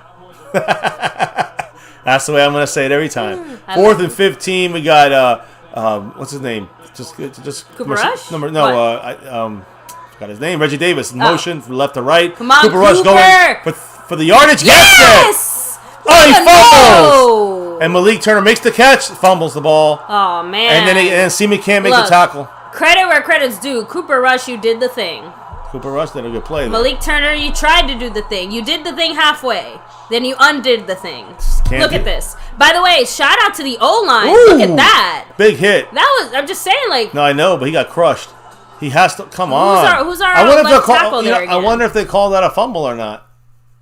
He did take 2 steps, but the ball was still bouncing around in his hand. Like he was still trying to get the grip. But listen, either way, it's going to be. It actually might be better if they get the ball on the fumble because they go back 20 yards. True. It's like a little mini punt. You see, Dulutic said first down, but it's a fumble. So yeah, catching a fumble. I'm just saying it looks like that initially. There's a moment where he kind of juggles the ball. Was he trying to reshuffle his head? Did he have possession against his body already? But it looked like it consistently was moving. I'm not trying to say it was not a fumble because to me, fuck it, let it be a fumble. I hope it's a fumble in a way. Listen, he should have held on to it. If it's incompletion, it's bad against him. If it's a fumble, it's bad against him. The point is, Cooper Rush put it there. Yep. And the point is that if you look at the yard line, it's a 20-yard difference. Where he got tackled, it's like, what, the 25? And if not, it's at the 40 or whatever. You know what I'm saying? So to me, it's like, it's better for the Cowboys if they just get the ball off the fumble. But... Yeah, exactly. Dulutic said on the bright side, we gained some yards. It was a 20-yard punt. By the way, that wasn't Garrett Gilbert, Dulutic. That was Cooper Rush. Guys, remember that 10. When the whole drive has been Cooper Rush. Yeah. Also, Isaac Alarcón, because I know a lot of us have been waiting to see 60. Him out there. Who was it that said 62 can tackle? Yeah, Big Boss Man said 62 can tackle. Well, yeah. Look, it was a great play by the offensive line, except for whoever played left tackle. 62 made a mistake earlier. That put us in this situation. In this position. Remember that. But 62 is Braylon Jones. He's a undrafted. So, again, he's trying to play not for the 53. He ain't going to make the 53. He's trying to play for the practice squad. If he can play well. But we don't want our offensive linemen tackling. Good tackle. Exactly. But, unless you're playing special teams all the time, which a guy his size, not going to be doing that too much. You don't want him on the, right now. Yeah. Yeah, it's an energy moment. It's a good thing to see him do, but it's not something you're going to, let me keep him because he made a good tackle as an offensive lineman, right? Exactly. So now I just have one thing to say. Oh, you're going to ruffle her up. It's okay. The West Side Will Ferrell. Show me on this dog where Dak Prescott hurt you. Because there's absolutely no way that Garrett Gilbert is better than Dak Prescott. Not in this planet, not in this universe, not in this lifetime. We know this from previous people in past situations. If you say something stupid like that, you're either two things. Well, you're an idiot, but that's overall. I'm saying you're either you hate Dak because you probably some racist in you. I don't know what to say. Or number 2, you're an Eagle fan. Cowboy hater. Either way, you ain't a Cowboy fan as far as I'm concerned. You know that. So don't worry, guys. She'll have her jersey on for the official game days, but she too cute, too sleepy, too cuddly. You're showing her off. Now yes, she's gonna be barking at us the whole She's stream. gonna pass out right there again in the same spot. So. Badunk. Here we go, guys. We're back at it. 4:03 to go before halftime. You got number 43 in the game there. Azur, I think it's Kamar Azur. Let me see here. He's in there outside. Got to get the outside. And Sean Wright, it's on you. Come on. Good job. Well done. Mukwamu also. Okay. Please don't tell me. Listen, guys. Number 38, Israel Mukwamu, also out there. Keep an eye on him playing the strong safety right now. He's like our third string strong safety. What was the guy? What was the guy we just discussed? Azur Kamara. He's number 43. The only defensive lineman you can see with number 43 is Azur Kamara. He's a guy that was on our team last year, if I recall right. I think he was an undrafted. So he's still on the team. Practice squad. Now, they got Dwayne Haskins in there too, by the way, as their quarterback now. Mason Rudolph is out of the game. Exactly. He's back to pass. We've seen him with Washington, right? Dumps it down to number 14, whoever that is. Who cares? Oh, nice hit, Bohanna. I like the energy. Hey, Bohanna's not, for a big 330-plus pound guy. He moves really fast. He's athletic as hell, man, and he's out there again. We want to see him making a tackle 10 yards on the field, but he's fast. He's been a heavy part of the rotation so far. You guys know his numbers out there. I don't know the combine stuff as much as some of you family members out there do, but I know he's got very fast 330. I mean, the numbers were great in the 40. I think it was like a 4.6 or something like that. I don't know, 4.8. It was under 5 from Bohanna, who's a big man. He was 360 at one point. Osa and they're getting still a little low, Oh man! All right. It would have been a 2nd and 5 though if he had caught it. I'm just trying to see that. I'm glad that it was dropped, but man, you guys really cracked me up. Let's hear it. You're the best. The Lunatic said Mr. Champagne Room Haskins is in now. Co-signed Skeptical Fan. He said Dak didn't lose. Our defense couldn't win. How's his teeth, by the way, Haskins? Didn't he get decked out by his wife? I don't think he has much to smile about right in this moment. So Don Oliver said, I want to see a sack at least. And I agree. That's the only slight disappointment so far. Because I think we've been sacked, twice now? I believe we've got some hits too. We've gotten hit a few times. Fumble the ball. There comes nope, out of the play. Man. All right, good. Don't do nothing. Oh, don't be so stupid there. I don't think that. No, I don't. He missed it. But you can't lead with the head. You lead with the head. I think it was more like it looked more like he tried to stop running. Like, do you know what I mean? Yeah. Like he tried to stop running that way, and then he slid and stopped, and you know how it goes. So. Sorry, I'm just. I mean, I'm not even gonna bother to respond to that specific comment. What? It's all right. You can stay in the chat until everyone gets fed up with the Dak bullshit. I'm done with it. So Big Boss, another Dak hater, another Philly fan, Dak hater. Yeah. So just kind of go back. Oh, by the way, House Nelson did say really funny. He said, "Rest in peace to Malik Turner's dreams." On that earlier play, Haskins going for it. Hit, boom. Good job by Israel Mukwamu right there, knocking the ball out. I like that Darian Thompson is basically like, as soon as someone makes a good play, Darian Thompson's the first one to be like, hell yeah, I like that. I wonder if he's trying to, get in the camera on the film, or is he like, I'm near the play, or is he like... I honestly, he just gives me that type of energy, you know what I mean? Because he tends to overshoot as well. Like, when he makes a mistake, he makes a big mistake. Big miss. It's just say, he gives me vibes that he's just that type of player, like 0 or 100, and I'm here for it. So, let me see. Don Oliver said, give him some water. Yeah, Dalton's a statue.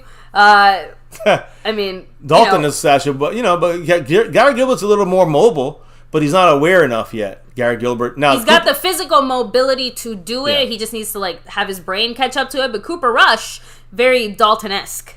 Agreed.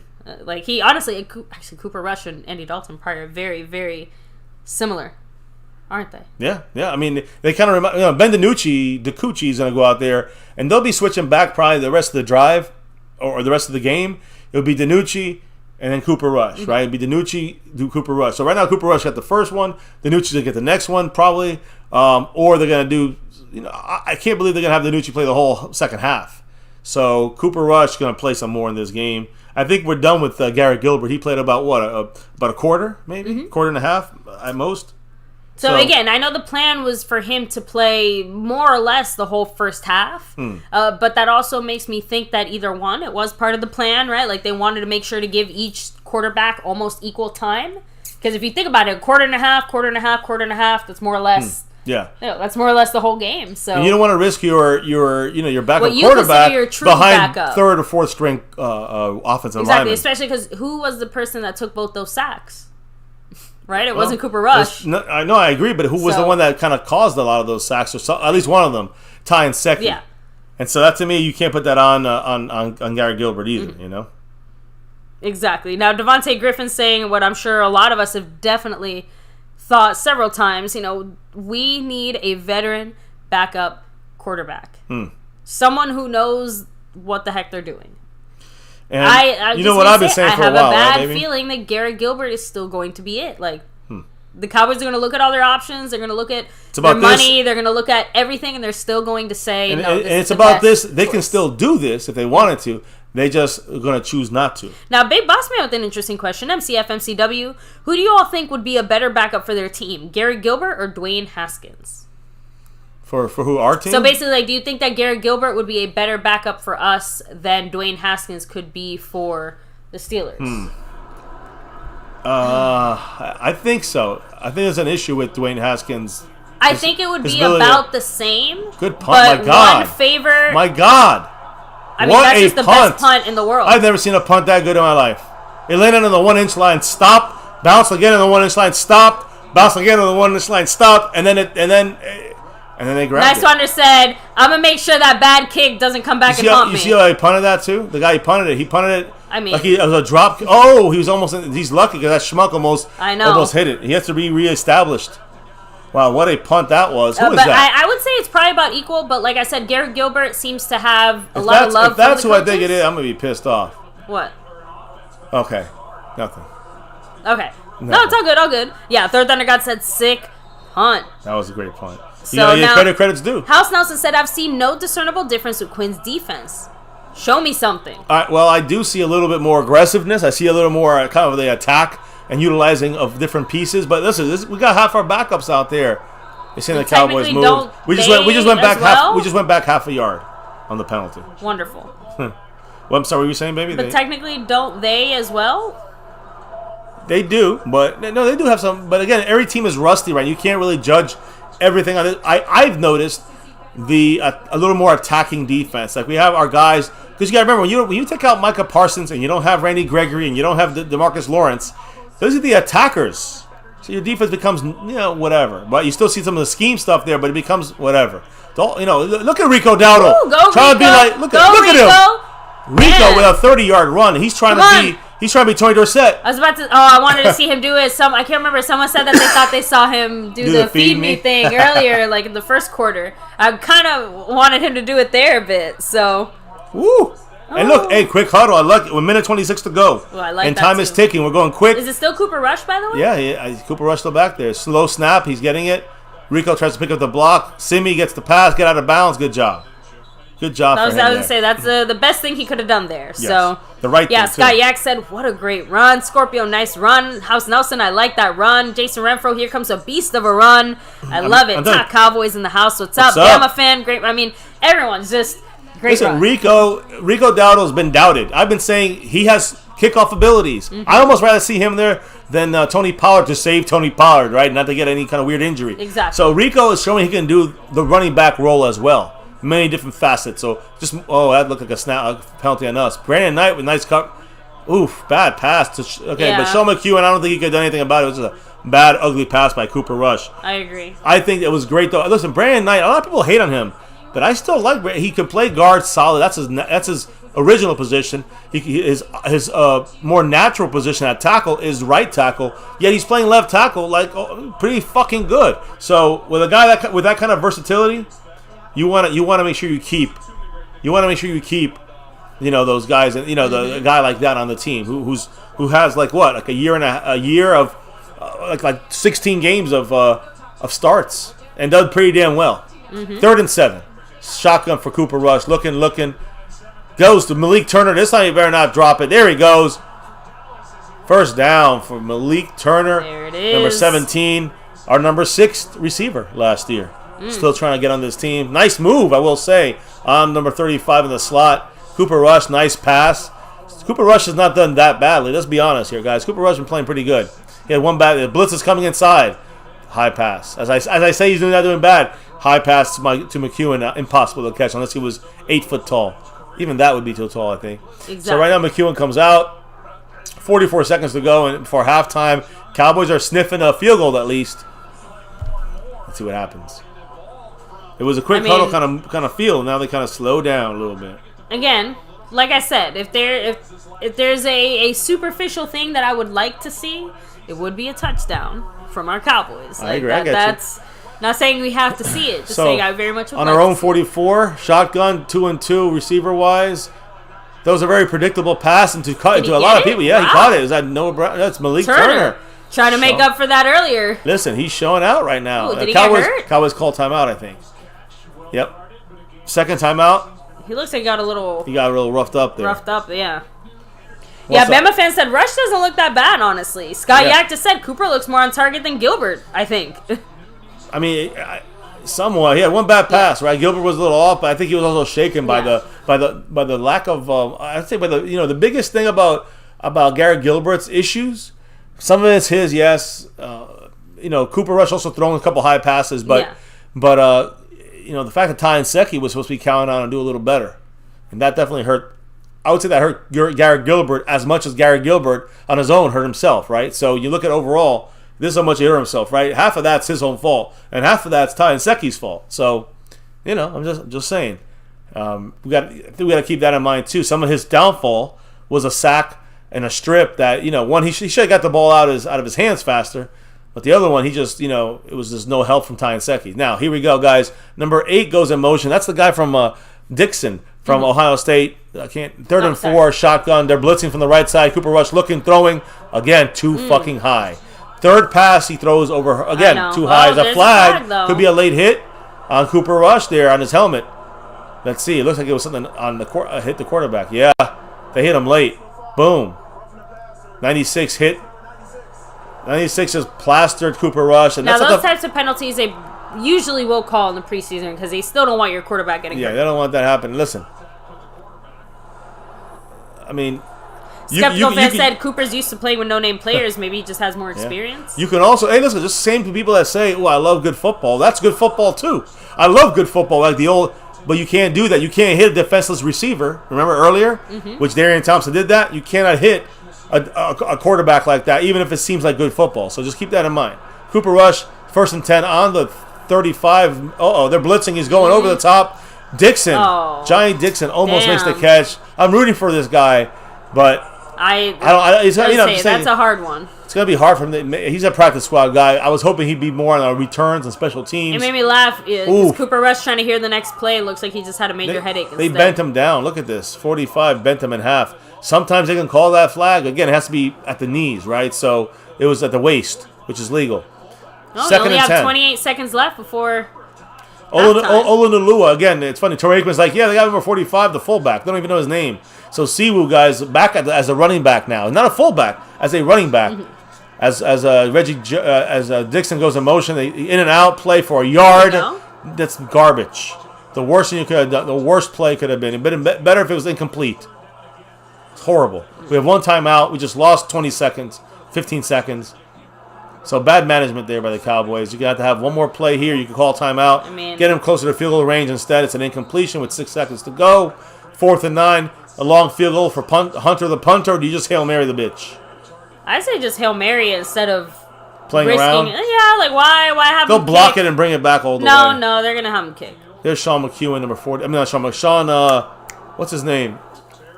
The new long snapper. I was going to say Sean McVay. The long snapper. Let me see. I'll get his name here. Let me see. Oh, guys. Jake looks McQuaid. Like Dak is going to be speaking at halftime. Jake McQuaid, by the way. Oh, that's such an awkward smile, Dak. I don't think he was ready for the camera. So they are going with Hunter the punter kicking the ball here. My fucking Lord. That one hit me. These are like the worst kicks I've ever seen in my life. It's hard to they got 1 second for the Steelers for halftime. I mean, it's hard to say, It's hard to say I'm mad at him. I mean, it's like me going out there trying to kick a goddamn field goal. You gonna be mad if I miss? I mean, no one's expecting you it's 1 second to go out there and do it. Look at Dak cheering the team on. But I'm sorry. Yeah, we are expecting Niswander to at least kick the football, not punt it towards the uprights. Like just like I said, there is a distinction there. I don't know exactly what it is, but it is. So at halftime, guys, we want you guys to drop your thoughts, your questions. They're gonna take a knee, so it's halftime. That attempt hurt. It was just ugly. So I want to hear from you guys. I want to hear what you think. You know, if you want us to focus more on your question.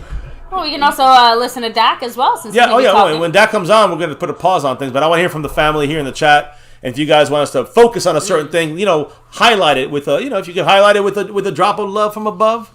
You know, we truly appreciate that. And we'll definitely dive deeper into the question. I want to go through some of these quicker, right? And not take too much time because we want everybody kind of put their 2 cents in here. Skeptical Fan, by the way, 60 points on the stream boss. And every other spot, sponsor of the week, Cash App King, Cash App leader, and overall leader, Jeremy Bramlett, the brand man. Much love to you, sir. Appreciate it.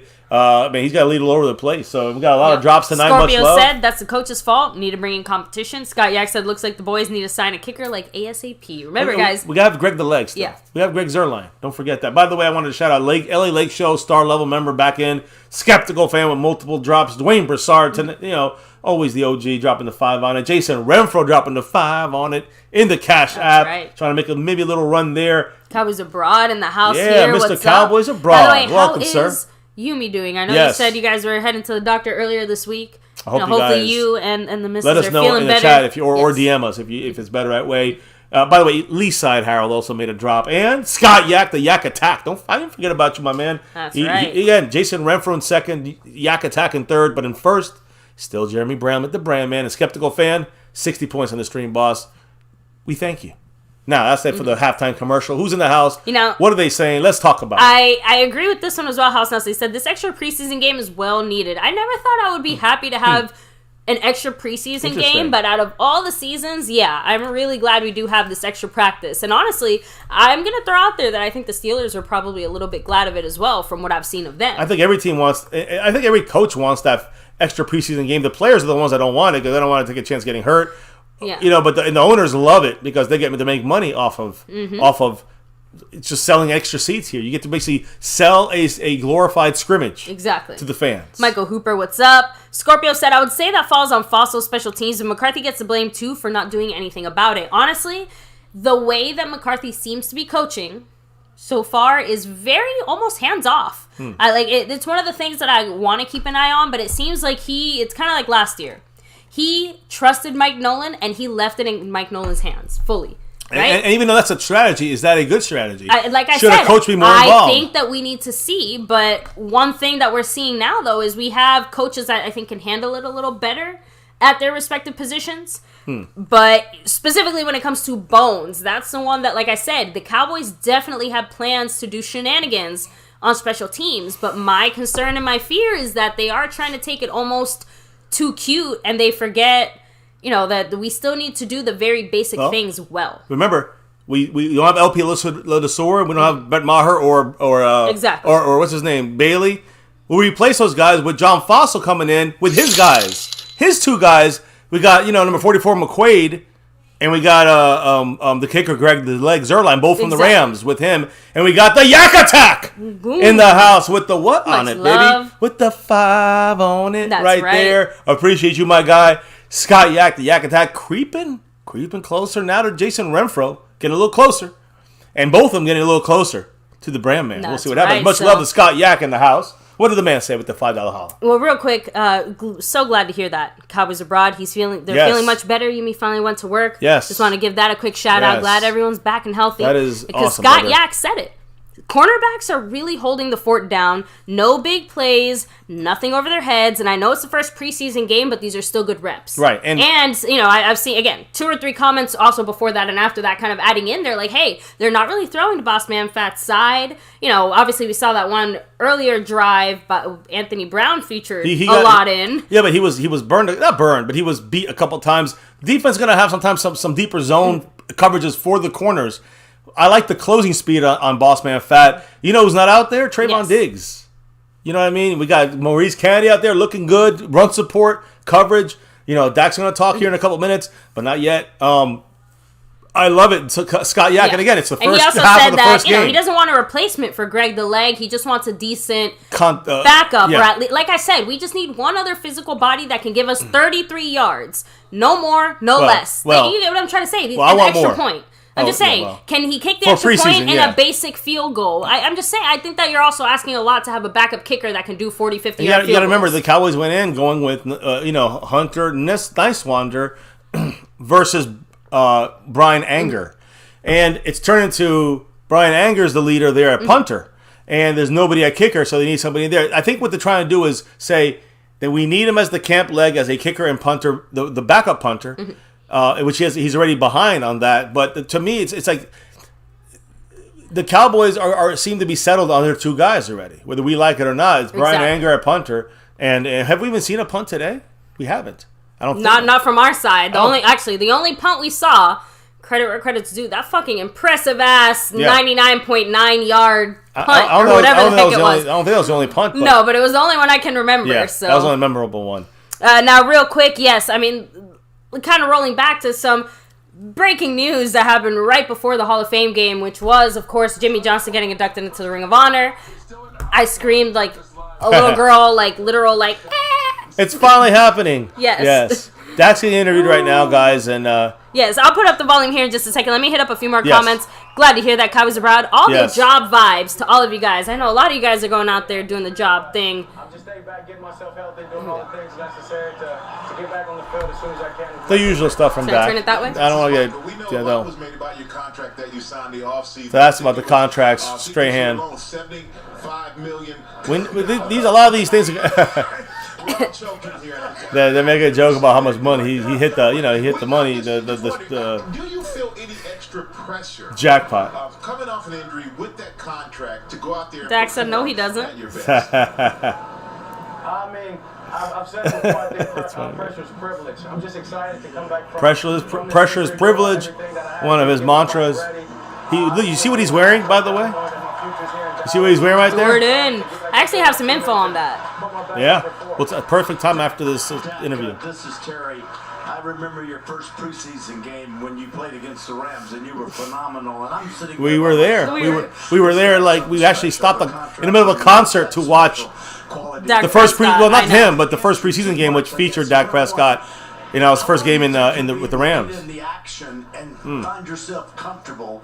And number two, I don't understand where the injury was in your shoulder. When I heard it. So to talk about his shoulder injury now, Terry Bradshaw is asking. If you want, I guess here you can for the answer to this. It's pretty important. So this thing is underneath the shoulder.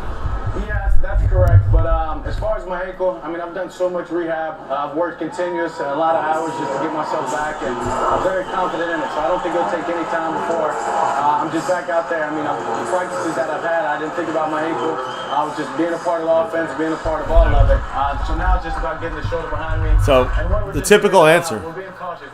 He kind of glossed right over that shoulder stuff, didn't he, though? Yeah, I mean, that's what I'm saying. The typical answer of, like, we're fine, it's going to be fine, it's going to be fine, it's going to be fine, everyone, trust me. It's going to be fine, it's going to be fine, it's going to be fine, it's going to be fine. And it doesn't seem like it's going to be fine. Ask him about the O-line. Jimmy. As we all know, it's going to feel great, as Dak just said. So just getting, especially those three big guys back, Zach Martin, Tyron Smith, and Lyle Collins, and then just having that unit back together, right? And the experience of these other guys also Boys playing. are back in town. Well, you got Tyler Badass, and you got Connor Williams, and you got McGovern. These guys are all going to be able to play there. So they're all growing every year, too, right? One rookie, one guy basically in his third year, but really his first year. It's great. Not let me go ahead. Love it. Again, but it's the basic stuff we hear from. We've all heard. Everything he said, we knew already. Exactly. Now there's really not really news, but interesting, right? Because yes, Dak was repping Jordan, right? Wearing the Jordan shirt now. A lot of us were not surprised when he, went with Jordan. As far as like moving on from who was he with? Adidas, Nike? Who was it? I think it was Adidas. I think it was Adidas. Yeah, moving on from Adidas because we kind of suspected Jordan, it was going to happen. But why Jordan specifically? It wasn't just that Jordan called him up and said, "Hey, Dak, we want you to be the guy." No, Dak actually said today in an interview with Jory Epstein, on USA Today Sports. He said the ankle recovery is probably 50% of the reason with the brand. The Cowboys equipment guys recommended the Jumpman cleat because of how wide the base of the cleat and the sole is. Wow. So as Dak was recovering, it was actually the Cowboys equipment people who were like, hey, Dak, we think you should switch to a Jordan cleat, to this specific cleat, because it'll help protect your ankle better and it'll help your foot. It'll help the stability, all that stuff. And so I'm assuming Dak saw that, took a second, looked down again, and said, why not go with them?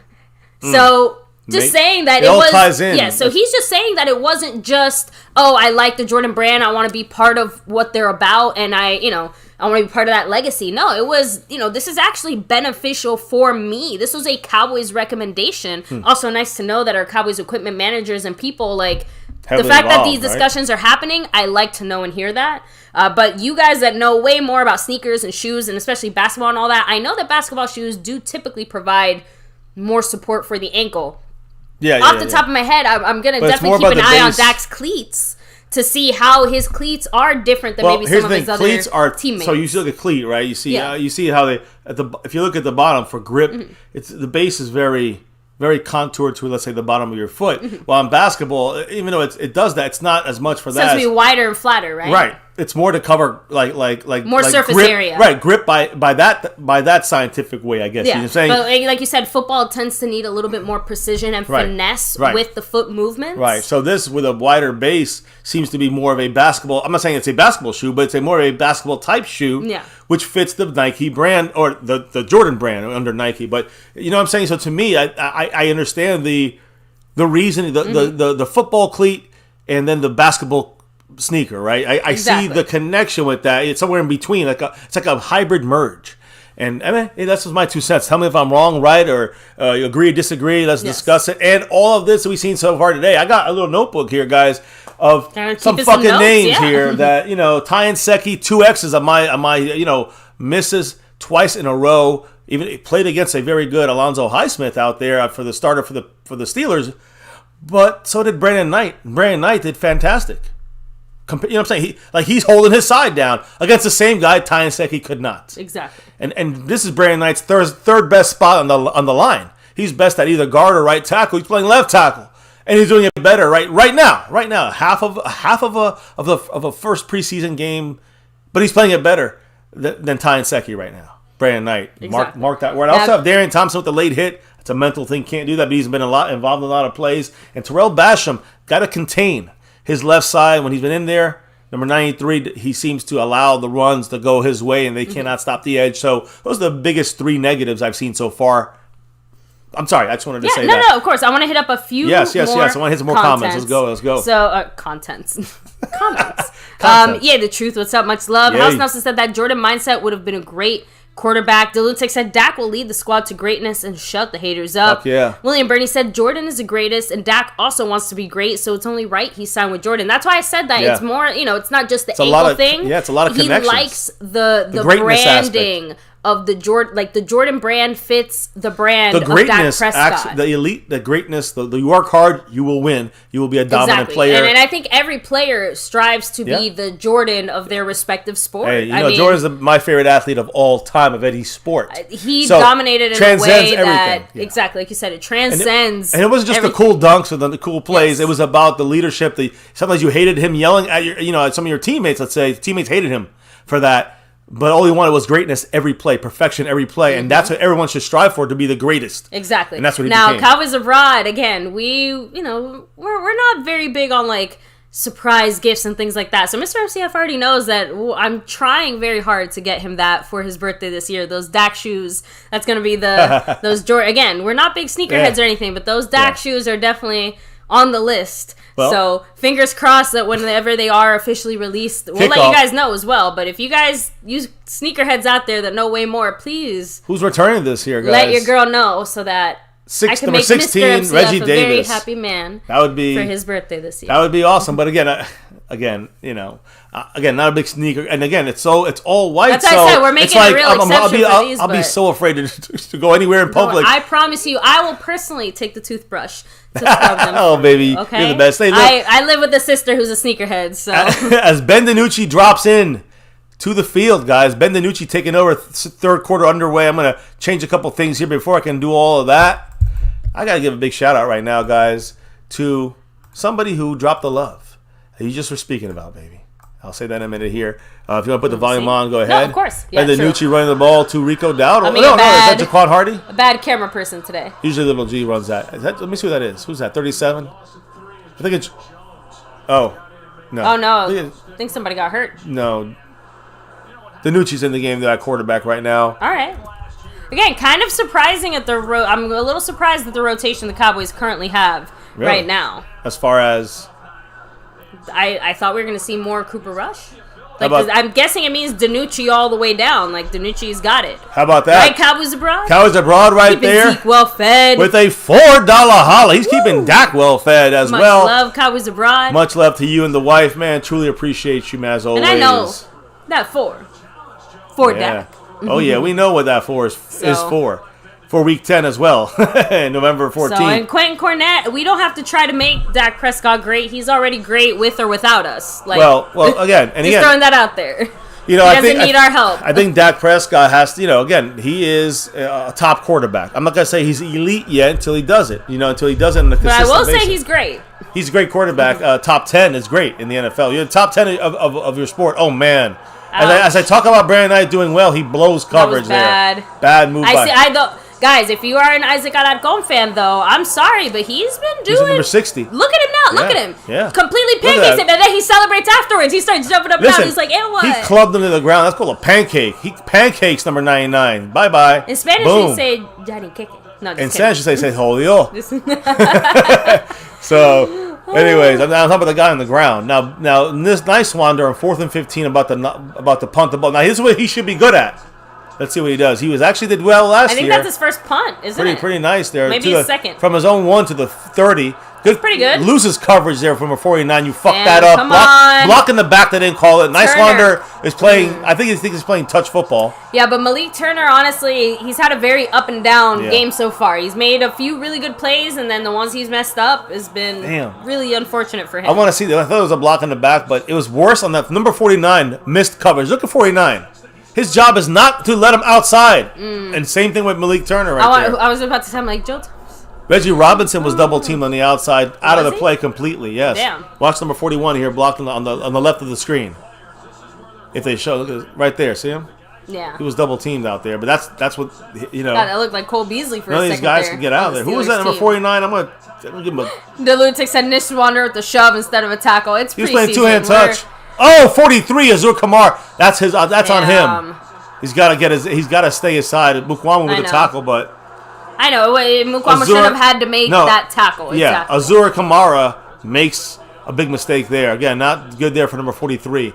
Cannot fall. You got to contain. Not the tight end. You got to contain and say if there's a play action, it's my job to knock the quarterback to next year. Now, Jason Redford's saying they missed like 2 holding calls on that punt return. Yeah, again.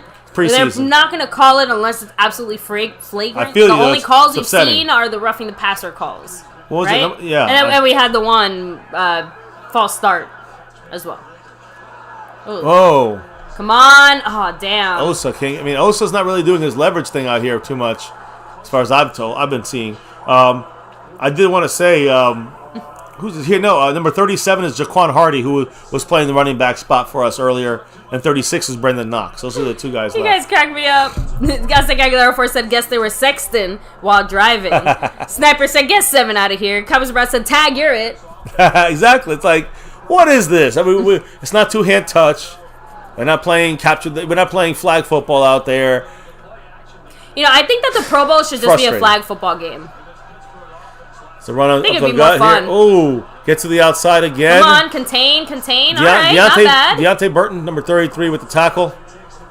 But again, not ideal, but not bad. He got to the second level though. It wasn't stopped by who? Who's on the outside there? Didn't get stopped. Let me see. It's not Osa.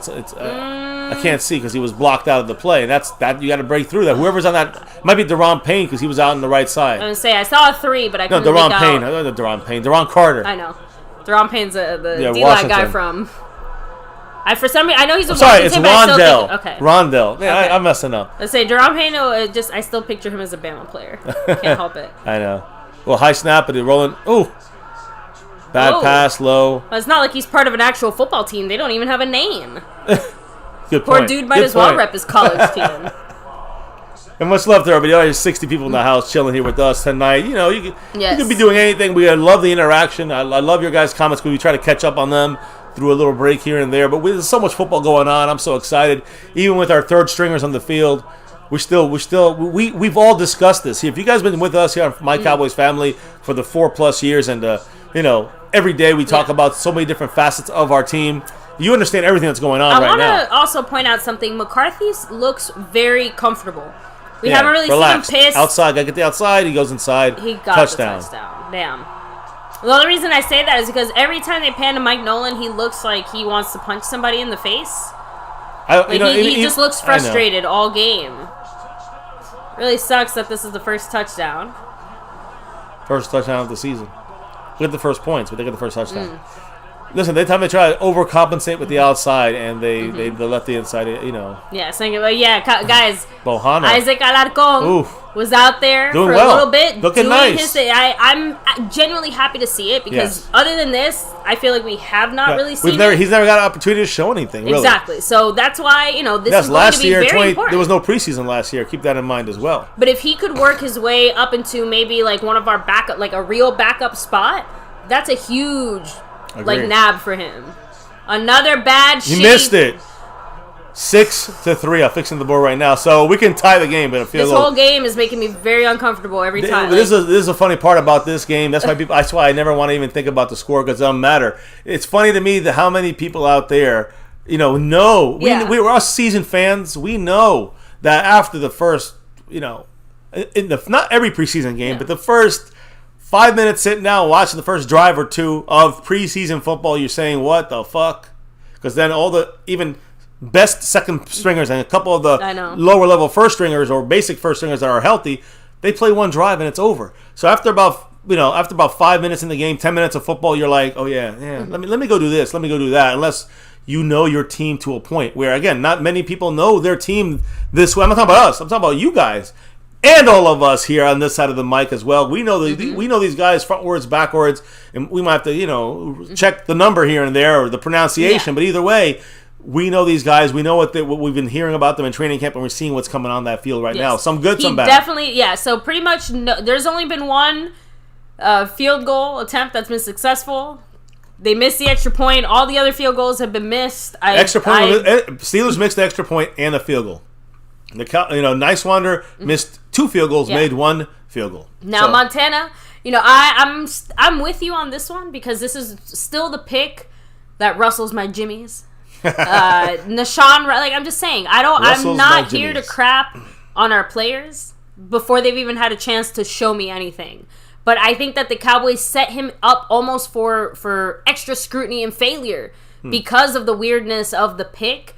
You know, I feel like I can't be the only one that's kind of looking at him and, like, I need to see great things from him. And obviously, it's, again, first game of the preseason, still way too early. He's a rookie, all these things. But I don't know. That pick still weighs heavy on my heart. So, Cowboys arrested what defensive tackles are available in free agency because we're still bleeding the gut.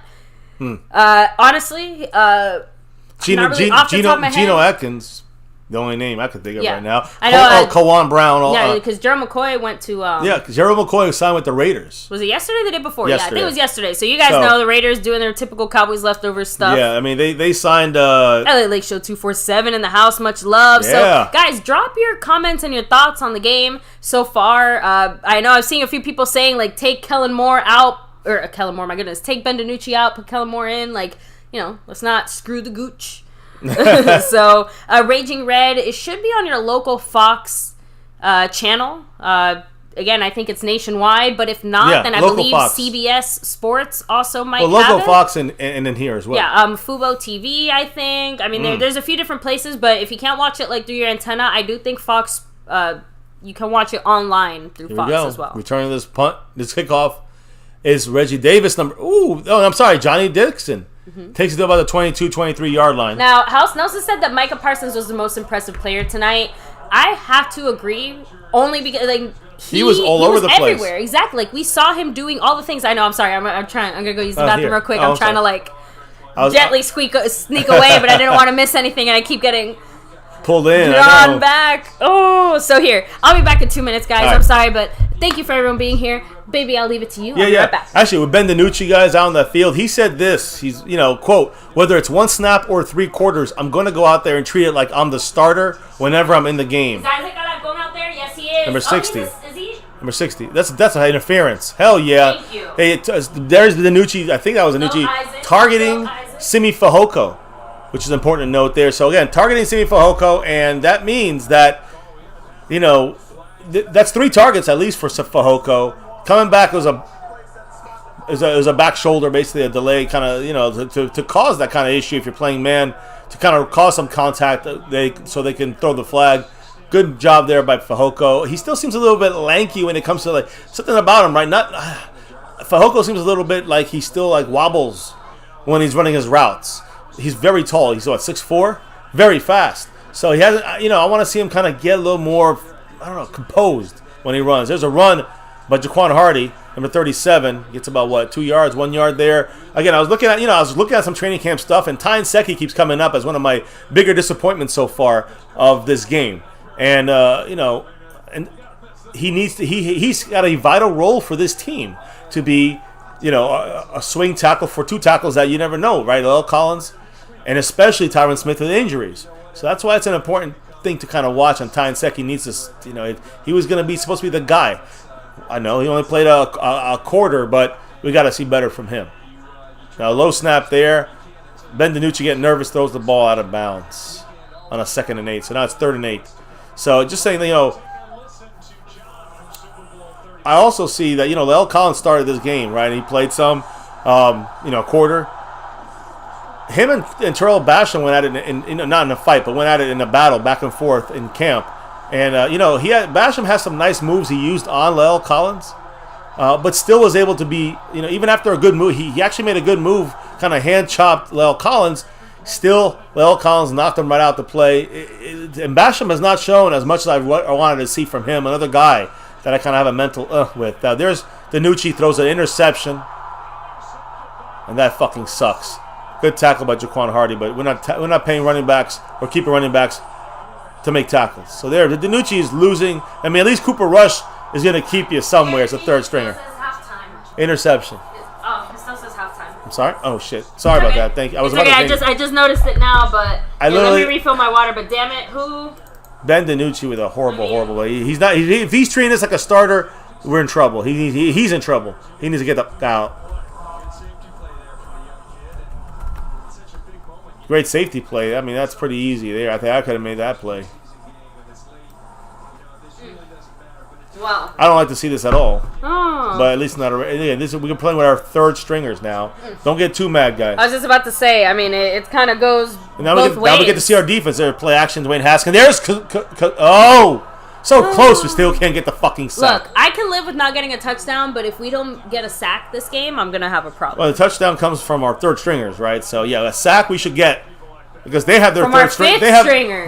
They have their 3rd stringers in there, so there's no reason why. I was just talking about Basham. Even though he used a good some good technique against La'el Collins, he kept taking himself out of the play, made the job real easy for La'el Collins, and I think Basham is a guy that has been a little disappointing so far. You look at our defensive line, and if you look at the whole NFL defensive line rankings, usually you have a good defense, you have a top 10 defensive line, and PFF did a little breakdown about this as we look at our 3rd stringers here going in.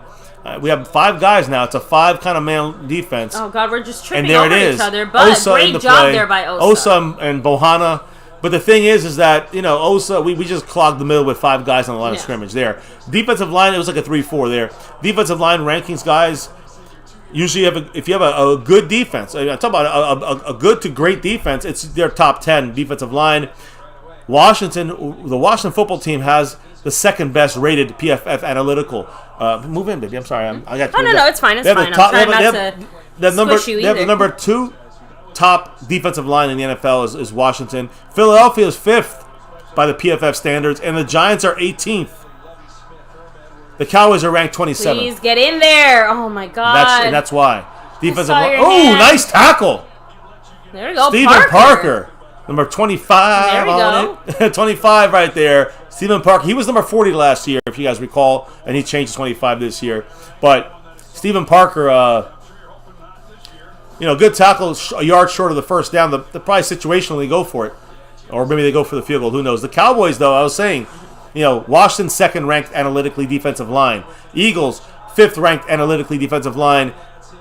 Giants 18th ranked analytically defensive line. The Cowboys 27th ranked. We got to get better there. And here's a 4th and 1. Do we get better here? I think that's oh no, damn. That's a first down. So again, they're putting a lot of things on the pass rush side of things. That analytically, Randy Gregory's going to have an opportunity to really do well on that as a pass rusher, go along with Tank. And, a lot of promise. They still have to see the production. So, again, keep in mind, no DeMarcus Lawrence. He was in Oxnard. No Randy Gregory in this game. Please understand. He's not even in pads. Look at Dalton Schultz has his little 1880 mustachio look. Yeah, he's got his 1880s look on. So, keep that in mind. And also keep in mind, I haven't even seen Brett Urban, number 95. Have you? I want to see what happens with Brett Urban. Where is he at? Again, I'm assuming since he's considered a quote-unquote starter, a la Randy Gregory. Did he like, go? you get what I'm trying to say? Like, the handful of guys that didn't, they went, but they didn't play. Well, Brett Urban's not a starter. He's a second stringer right now. Like I said, I'm not saying he's not. I'm just saying that for whatever reason, maybe the Cowboys, he might be a second stringer on paper. The Cowboys still didn't let him play. You know what? I'm trying to say? Here's what I think. How's this for a thought process, guys? Okay. The Cowboys want to bring their lower guys up against better talent to see if they can hang or not. Guys like Brett Urban, they know he can hang. Yeah, he doesn't need the reps the way the other guys do. And the Cowboys don't need to see things from him the way they Brett need to Urban, see stuff from Brett Urban could get reps in the fourth quarter. I'm just saying, I don't think they will put him in there, but he hasn't played much, if anything. Brett Urban, number 95. So now, there's a flag on the play. Let's see. Yeah. Yes, on the Steelers, it goes back. Listen, I know we're just saying yes as a fan, right? We want to see our team do good. Exactly. The star got to shine. So, of course, we want that. But, what's up, Mosh Man? South of Heaven 88 said, keep in mind our third stringers versus NFL starting quarterback who's drafted in the first round. And a third place in the Heisman Trophy run, right? In the college. So, when it comes to Dwayne Haskins. Look, honestly, when it comes to Haskins, I don't care where he was drafted, what he did, or what he was doing, because guess where he's at right now? Right.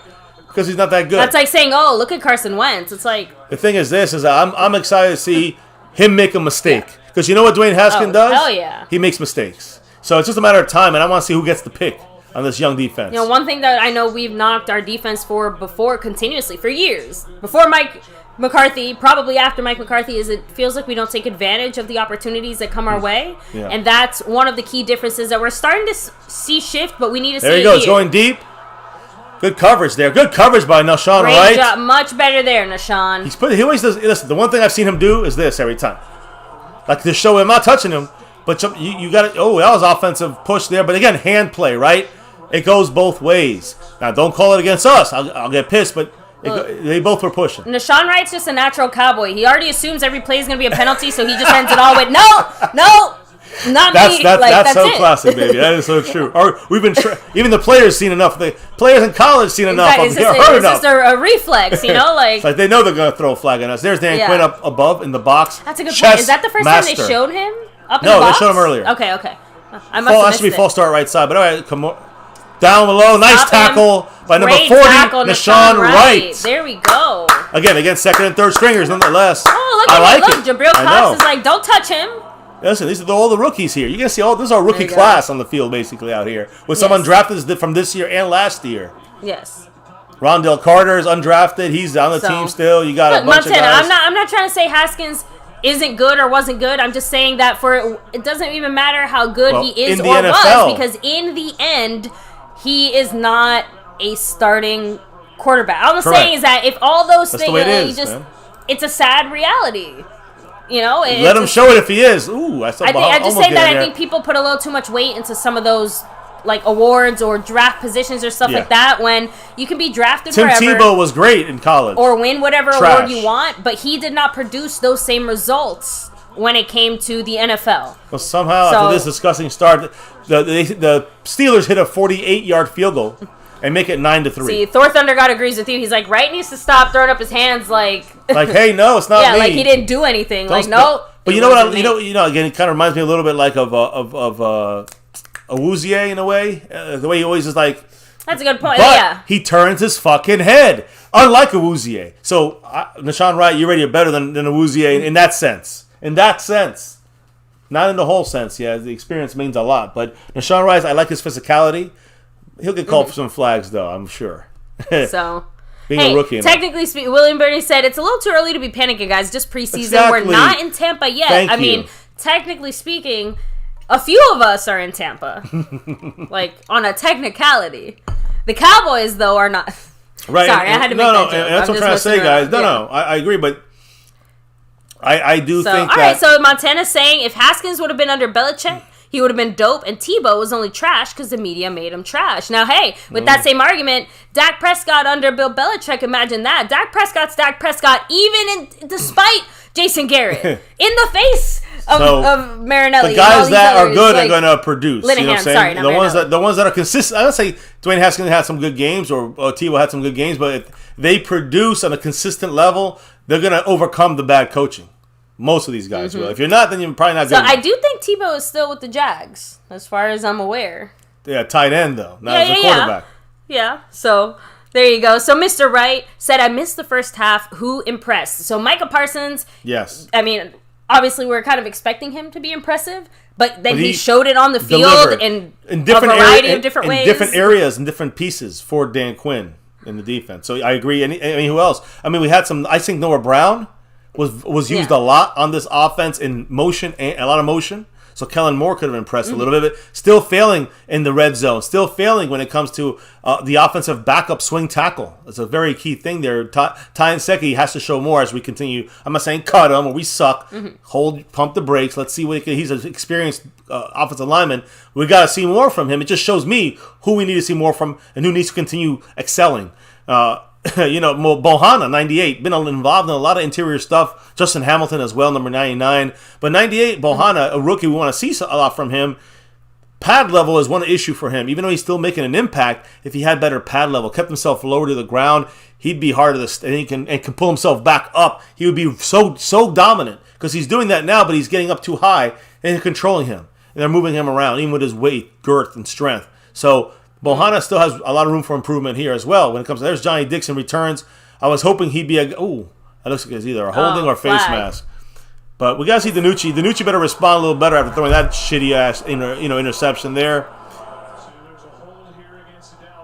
Hold against the Cowboys. Not good. I want to know who did it though. So, but kind of rolling back, who impressed? Again, Micah Parsons to me impressed. Not a player on the field, but.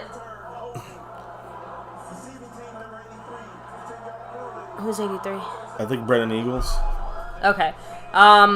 Who else impressed? I know it's kind of random, but I did appreciate Kellen Moore utilizing more pre-snap motion. And Noah Brown using that, Noah Brown was the guy mainly doing it. Cedric Wilson did well as well. Cedric Wilson was doing very well. Rico Dowdle. Have to give a shout-out here to Connor Williams and both Connors. Actually, overall, all of the offensive line except for Ty and Nsekhe, because they all went out there. They've done a pretty solid job.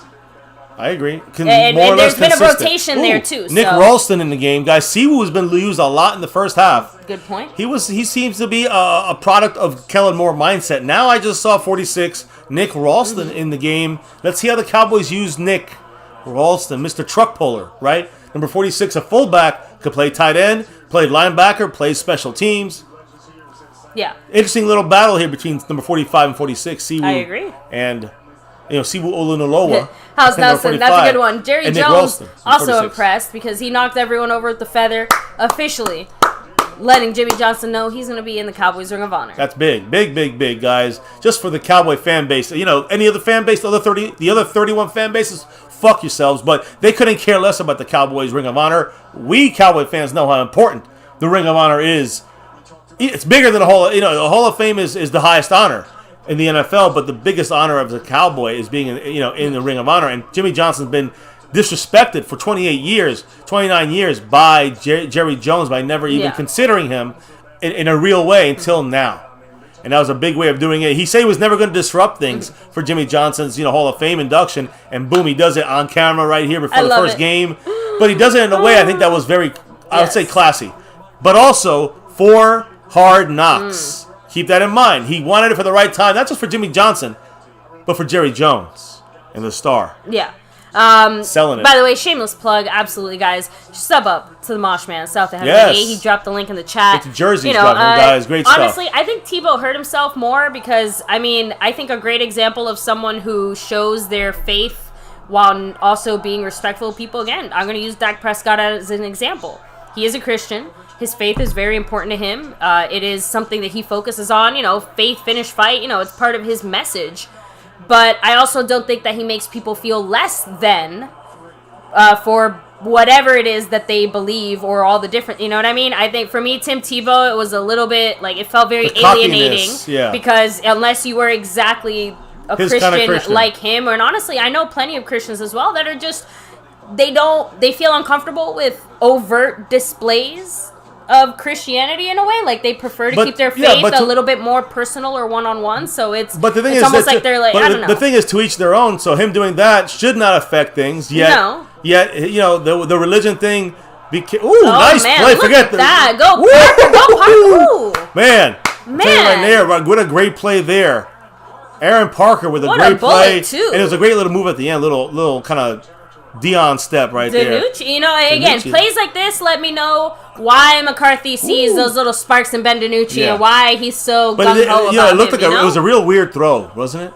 Real weird, almost a sidearmish throw. I think it was weird just because he was throwing across his body. I agree, but it was it still was a weird looking throw. So he looks like a little kid back there sometimes. So and exactly Montana, and the NFL is also, Whoa, nice move by Mr. Knox there. They don't care. There's another flag. The NFL doesn't care if you're the most Christian of Christians or the most Muslim of Muslims or Hindu of Hindu. What they care about? Are you producing on the field? Are you doing the things that you need to do to win us games? Holding Cowboys. Sorry, go ahead. No, I'm just saying, and Tim Tebow, like we said, just fell short of doing what he needed to do on the field when it came to plain and simple. Exactly. And I think it should be each their own. So I understand if he's that kind of Christian, then he could be that way. But you're right. In that time, he's going to turn off some people, whether you agree with that or not. It's the truth, right? He's going to turn off some people. Exactly. And so a lot of these guys like Dak, they're proud of their beliefs, and that is awesome for them in their lives, right? But they're not here saying, I'm going to go to some... Yeah, they see every Dallas hold, but they don't ever call it the other way. Guys, the football season has begun. These coaches are training for their Super Bowl. There's a play action by DiNucci showing some speed on the outside. He's running run and slide, baby, slide. Get out of bounds. Okay, we'll take that too. Two Steelers hit themselves. I have to admit, Mr. Wright, I am actually genuinely curious to see him at tight end. I don't know if excited is the right word because it's on the Jaguars, but I'm genuinely curious. If he makes it that far, the last week of the preseason will be us in Dallas versus Jaguars and like I said, Tim Tebow. You'll see him in our simulation. I'm fascinated by at tight end. The man LA Lake Show in the house. Much love, LA Lake Show 247. Saying congrats to Jimmy Johnson. Yes. With Jimmy finally being inducted to the Ring of Honor. A Cowboys curse will finally be lifted and we can get number 6. You said that earlier. Voodoo Alpha. Voodoo Alpha messaged me. He said the same thing. He's like, the curse is lifted. The curse is lifted. We're getting closer, guys. It looks like it's a timeout for the Cowboys. Let it go down too far. LA Lake Show, I'm telling you, we were ecstatic to hear that. And we know how, like I said before, it's very important for the Cowboy fan base. I'd say almost as much, or maybe even a little more sometimes. In this situation, more. Right? In a lot of situations, it's like, okay, Emmitt Smith, he's getting inducted to the Ring of Honor. Cool, we know that. And then he gets to the Hall of Fame, which we know, but it's still a higher honor. Him making it, obviously, to Canton, Ohio. That is an honor in and of itself. Right. But like you said, but Troy Aikman, Michael Irvin, all these guys. But when it comes to Jimmy Johnson, it's been obvious disrespect. And the fact that the Hall of Fame honored him, that's not a surprise, right? Mm-hmm. We all kind of said, all right. But when Jerry Jones finally got off his high horse for Hard Knocks, I'm going to be real. Hard Knocks is the reason why it's a timing thing. All these things kind of make it that way. I think, Jimmy Johnson getting inducted, he got pushed, all this stuff happening now. I'm to the point where I don't care about Jerry's motivations. Why, right. I care about the results. Done. I don't care if Jerry is crying or laughing or making money off this. At this point, that's it. I need to do it. The actions to be there. So, because I can't ever count on Jerry's feelings to ever be there. So, Paco Resti, what's up? Mr. Rice said, I think that Tebow will make the team, not just be a prop, because he'll be like a Taysom Hill player. And again, that's not a bad point, especially considering that. Yes. I'm sure it wasn't Jacksonville one of the other teams that was really hit by the injury stick last year as well. Well, like, the Niners were the other. Oh yeah, the Niners, true. Yeah, so they were just hit with the shitty stick because they suck. I know. Oh, so let me see. I'm checking the board, checking it twice. Yes. Much love the Lake Show jumping into 7th place right now. I'm pretty sure it's in 7th place. Jeremy Slade right there. This is all in my notes, guys. The good, the bad, the ugly of this game, and also exactly Danucci Skadushi. Anybody though, that's funny. Ben DiCucci. So by the way, I saw Cowboys Abroad and a few other people mentioning as well. Respect to Megatron. It's kind of hard to believe that he's been out of the league long enough to be in the Hall of Fame, but well deserved. Yeah, he's rightfully awesome. So. I almost feel John bad for. I almost feel bad for him in that he's a great example of something that I think happens to a lot of teams, and I think us Cowboy fans can speak to this one personally. Great, amazing talent, generational, like almost life-changing talent that did not get the proper respect that they deserve because of the lack of a ring. No, for sure, that's always involved. I'm just saying, like, you can be as great as, as you can be as great of a player as that, and it's still, I'm not saying that you aren't good, it's just that without the ring, it does feel slightly hollow. Don't tell that to Dan Marino. Oh, no. I mean, I'm just saying that it's just, you can't help but feel that way a little bit, just because obviously everyone always turns around and says, like, that's the only measuring stick of a great player or a great team. If you don't have a ring, it doesn't matter if you were the number one player and you did all the things. If you don't have, it don't mean a thing without a ring. So, just saying that I personally feel like it's kind of a shame because guys like Megatron, more than deserve that type of praise. It's just glad to see it. Him getting that type of respect. Yeah. Exactly. And Cowboys Abroad, exactly. About fucking time Jerry put Coach in the Ring of Honor. Fucking over Jimmy is something I've always been pissed about. Yeah, I think that's a part of the... bad there. Man. It was not a fumble. Not a fumble. No, they're incomplete. I was going to say, it wasn't even a catch. The fact that it's 4th and 10, we got a punt now. I mean, it just sucks. Cowboys can't get past the fucking... Scorpio say we got Scott Linehan running plays? What is this crap?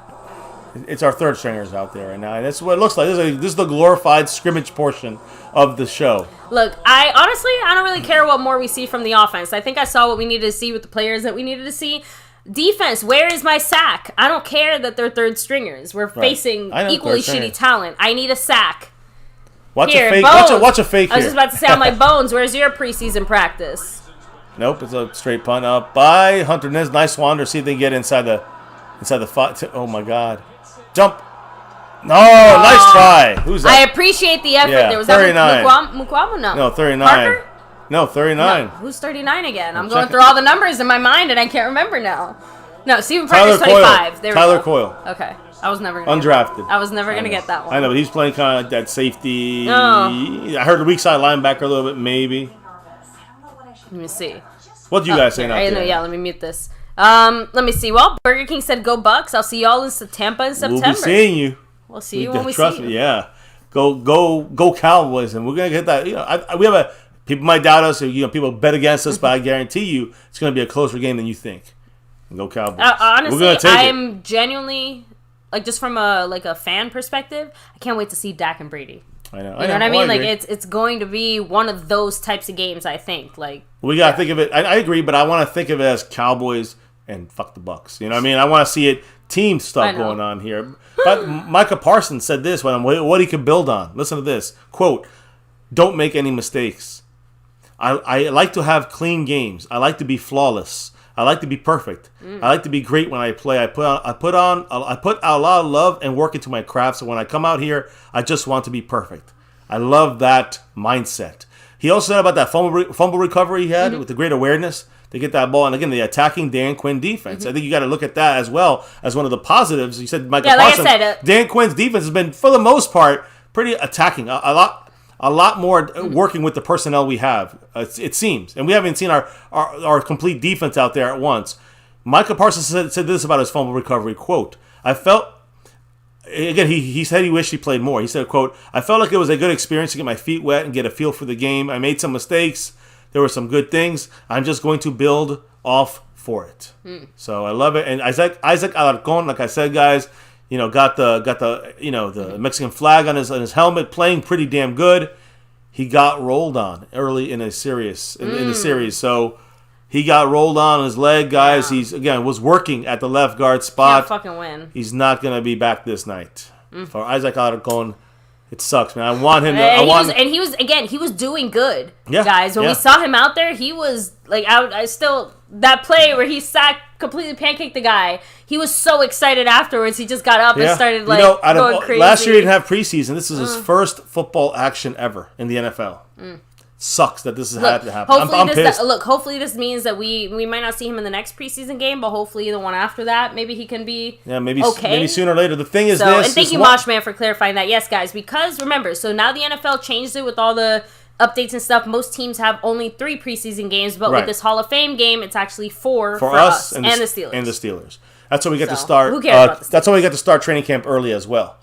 So, man, Isaac Alarcon, I feel bad. I want him to be good, get back in there. No matter what, though, I'm going to tell you one thing. He's going to make the team. Come on. Nice job. Number 36, Kyron Brown. Way to go. The guy we just signed before Malik Hooker.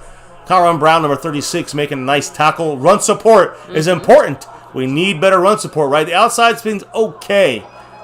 We need better run support from the outside from like Rondell Carter. There better run support from the outside from guys like Terrell Basham, number 93. But the defensive backs, the corners and safeties, they're coming up and making plays. That's good. Yes, Aztec Aguilar 4. Unfortunately, Alarcon did get hurt. He got rolled on. Yeah. We'll keep you guys updated, but he's probably not playing tonight. He's probably done for the night. He will make the team no matter what because he'll be the exemption player, the international player. You have an extra spot and you like him already. Even if he's out for a time, he's still making the team. Haskins throws the ball. Not a bad pass. A fumble. Recover the fucking ball. Deontay Burton, a more experienced guy, should have been better about falling on the ball rather than taking it and running. I still appreciate the fumble. Like, we were causing these plays. It out? Was it him? He didn't pop it out, did he? No. Here, we're going to see it now. I forgot. It was a nice pass by Dwayne Haskins. There is Reggie Robinson, your guy. There you go. I like that. You see, Mr. Wright said, if we run a true 4-3, I'd like Jalen at Sam so he doesn't have to think and just pass rush. Right. Parsons at middle linebacker because he can rush from there and think, and then LVE at the weak side on the wheel. Good job. Man, a day late and a dollar short there. Luke Gifford had to have the contain. You realize the linebackers are kind of being clean, I will say. That even though Bohanna could be better and the interior guys could be better, our linebackers are definitely a lot cleaner than I remember it ever being in like 2 years. So it's one preseason Maybe game. It's just so sloppy last year, they just can't help but look clean in comparison. Maybe. The thing is, I see this, Luke Gifford's got to make that stop on the outside. Scott Yak with the Yak attack. Woo! Much love. He's putting 5 on it. So he said, curious, is McClay head of scouting or the general manager? We need an answer in the chat. So the Cowboys have an interesting setup with Will McClay. In any other team, he absolutely would be the general manager, but because Jerry Jones refuses to give it up, he is the general manager. In order to keep Will McClay happy, though, they did give him like a different official title, and he does have more responsibilities than just a typical head of scouting department. And he also, the biggest thing here, he has a huge voice in the Dallas room. Like, when you really, when we talk about like the front office, I know it's easy to just kind of boil it down to like Jerry and Steven, but no, it's Jerry, Steven, Will McClay. Like, Will McClay is huge voice, the third guy there in that third musketeer. Yes. So but he is in a weird limbo spot. No, he's not the general manager. He does have some general manager duties and does most of the general manager day-to-day stuff that Jerry really doesn't do. Jerry is more of the big decision maker, guy that's consulted. He's very involved, don't get us wrong, but it is a lot more split. The GM job requires 3 main things, and that's like signing the checks and managing the money, building the contracts and the negotiations, scouting, being involved in what's decision making going to be made in that department. Jerry Jones, Stephen Jones, and Will McClay all just covered one of each of those things. Yes. And so that's the GM. It's all 3 of them, really, in a way. But like you guys are saying in the chat, Bama fan, Jerry Jones will never give up the title of GM. Never. And I wonder if partially... Is he doing? Does that mean he's doing everything to win? But it also makes me think, is it just because he wants to sign all the checks? Like legitimately, I don't know, like does he want, like, is he... It's good. Like, does he want his name? Like, he wants to have that control? I guess he can't be that egotistical. I can't say he can't. He can't be that. It's his team. I can see why he would feel that way. Look, I'm not saying I agree. I'm just saying I can see why he sees it that way. Just at least call yourself that and then delegate it to another person completely. Like the one person. So like Cowboys Abroad said, he's basically the general manager on the DL, and the Cowboys also pay him a fuck ton of money, more than they pay or they would normally pay someone to keep him there and happy. Lee Side, Yee Sides, Harold's team, the Houston Texans. They were going to give him a shitload of money. Cowboys outdid it. We paid him more. They were going to call him a GM. The Cowboys didn't, and he still took the job here. Tells you something. There's Deontay Burton. Blitz from the right side. I like that Gifford was there. Yeah, a little quinning, by the way, by Deontay Burton there, and the defensive scheme to kind of give that blitz on the outside. Yeah. Sorry, guys. Look, the Cowboys were 29th last year. And we allowed 29 points a game, 28th in the league. We allowed 386 yards per game. That's 23rd in the league. And we allowed 159 yards per game on the ground. 31st in the league. Can we be in the 20s? Like the high 20s, low teens in all these categories, and then add some turnovers? Now, I will say, Dan Quinn does not look very happy. Well, he's got a lot of rookies out there. Let's be real. You got Rondell Carter on the right. You got Gifford. They're blitzing. Nobody there. Nothing there. 3rd and 7. Stiff arm. Good tackle, though. Reggie Robinson. God damn, Reggie Robinson. You did the thing. Reggie Robinson, number 41. Nice play by him. Holding it down now. He's going to probably go for this on a 4th down. But great job by Reggie Robinson. He's out for blood right now. So, yes, guys, I do agree. I agree with you guys here. Jerry's going to have GM on his tombstone to be extra sure. Speaking of Jeremy Slade from Hawaii with the $5 holla, putting 5 on it. What did the man from Hawaii say? Aloha, brother. He hopped in at a very unfortunate moment. He said, I come here to hear excellence and facts. Is this the right platform? Love you, MCF and FCW and all the Cowboys Ohana, because all he heard was about the butt-fuck ton of yes, I know, that's what I said. I'm like, unfortunate moment to enter the chat there. There's a punt right there. Don't touch him. Don't let it bounce. Don't go stupid. What a punt, though. This guy's a good punter. Wish we had him. It was a good punt there. So, Jeremy Slade. But much love, Jeremy Slade with the $5 holla. By the way, Skeptical fans got 40. So, Reggie Robinson takes it away. Reggie Robinson a good play. Yeah, you never know. So. Ben DiCucci is back in the game. And by the way, Jeremy Slade, because there's a lot of movement on this board here right now. Yes. Mr. Slade made a jump and jumped over a couple of people here. You know, it's funny, especially with the Olympics going on currently, there's a lot of discussion. 5th place for Jeremy Slade. I'm sorry. Way to go. No, but there's a lot of discussion on, there's no football in the Olympics. I prefer that. Yeah, imagine how much our guys get injured playing. And not just that, but I wouldn't like that. In that sense. I don't know. I'm okay with the sports that are in the Olympics. So Ben DiNucci there, guys. We got shifting here. It's not really motion. It's more shift. Number 18, Aaron Parker. There's a run by Jaquan Hardy. He's got to show some. Nice. That was a great run, but I got to give DiNucci some credit there. It took me a split second to realize where the play was going, and that's all it takes. Right, Skeptical fan? Skeptical fan, the man always staying skeptical with the, is it $2? $3 holla. Right. And a big thumbs up by the pair. I love it. Appreciate you, Mr. Skeptical fan, always staying skeptical. Always staying skeptical. And hey, he's the closest guy to cash out. Right now, he's pumping some points back up. Now, does this game make you more skeptical or less? Is the question. Oh, come on, you had that. Number 80 with a drop. This one of the undrafted's here. Reggie Smith? No. What's his name? I'm checking, but I think he's. Let me see. Brandon Smith. Smith. There you go. Again, that's a good play by Gilbert on their team. Gilbert's right out for this game, though, of course. I mean, I have to admit that was a decent pass by DiNucci. See, he sidearms that shit. I'm not crazy about a side. I gotta get used to the sidearm. Good defense. He put it where it needed to be, though. I would say it was a good defensive play for sure out of everything. There you go. I love how Sniper's like, didn't we learn last year not to put Ben in? Nice move there. Number 18, Aaron Parker. Come on, Parker. Gets a couple yards out of nothing. 3rd down and makeable, I guess you could say. 3rd and 6? 3rd and makeable. 3rd and 7. 3rd and 6. 3rd and makeable. Yeah, one thing, again, we've only seen it once. I'm trying to think, maybe twice, but... Oh, this still says 3rd quarter, yeah. But I thought that Kellen Moore would have these guys take a few more shots down the field. That's all. Like I'm kind of surprised that we haven't seen more of it. We've seen like 1 or 2 bits here. I don't know. Like I said, I'm just surprised. Maybe it's still early, but maybe they're trying to pull that back a little bit. I mean, There's 3rd and 7 right now. I mean, maybe the situation hasn't presented itself. Sidearms it to Jaquan Hardy. Gets the first down. Ooh, come on, tell me that's close. He's short. Had a foot hit before he stretched over the line. Let's hope they give it to us. Let's keep it going. Come on. Go for it. Yeah, they're saying he was a whole yard short. Go for it. Fuck it. It's situational. I agree. Oh man, I love how you guys are just Jump to said Nucci, you gotta throw the ball in some pop, god damn it. Yeah, Cowboys fan 1112 said Danucci's always trying to be flashy with his throws. I don't like the too much bullshit going on. The notorious EDP said this reminds me of the Super Bowl. Now 4th and 1. Nick Ralston, the fullback. Jaquan Hardy, the running back. I formation.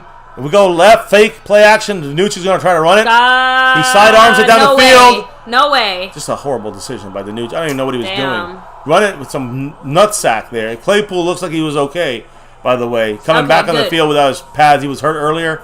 He looks like he's fine. Yeah, I think, like you said, I think he might have just gotten winded or something. Yeah, got knocked the wind out of it. Damn. Now they get the ball in our 20.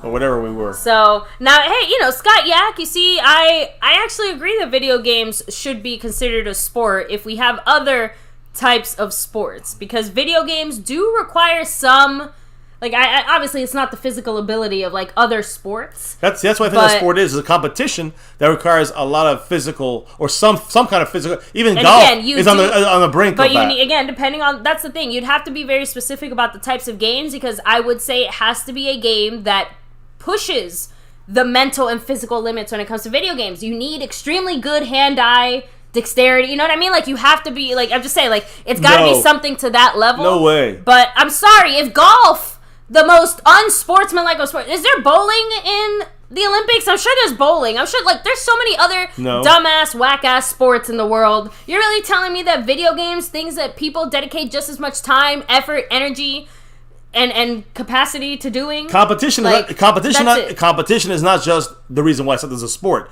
It's you have to have some kind of athletic ability, and if it means the proper stroke when you're turning your body, it's a physical thing you're doing. It's not just physically moving your thumbs. So my point is that that's the difference between a hobby or a gaming. I don't want to use a hobby because it's more complex than that. It's better than, it's not a hobby. It could be a very interesting event, right? A competition, but it's not a sport. Sorry, baby. That's the way I'm breaking it down. What does the chat think? I know, but I'm sorry, but I like you fighting. I do think finally, I'm in the majority. I do think esports are legitimate, but I'm not going to sit there and say Candy Crush Saga is going to be an Olympic fucking sport.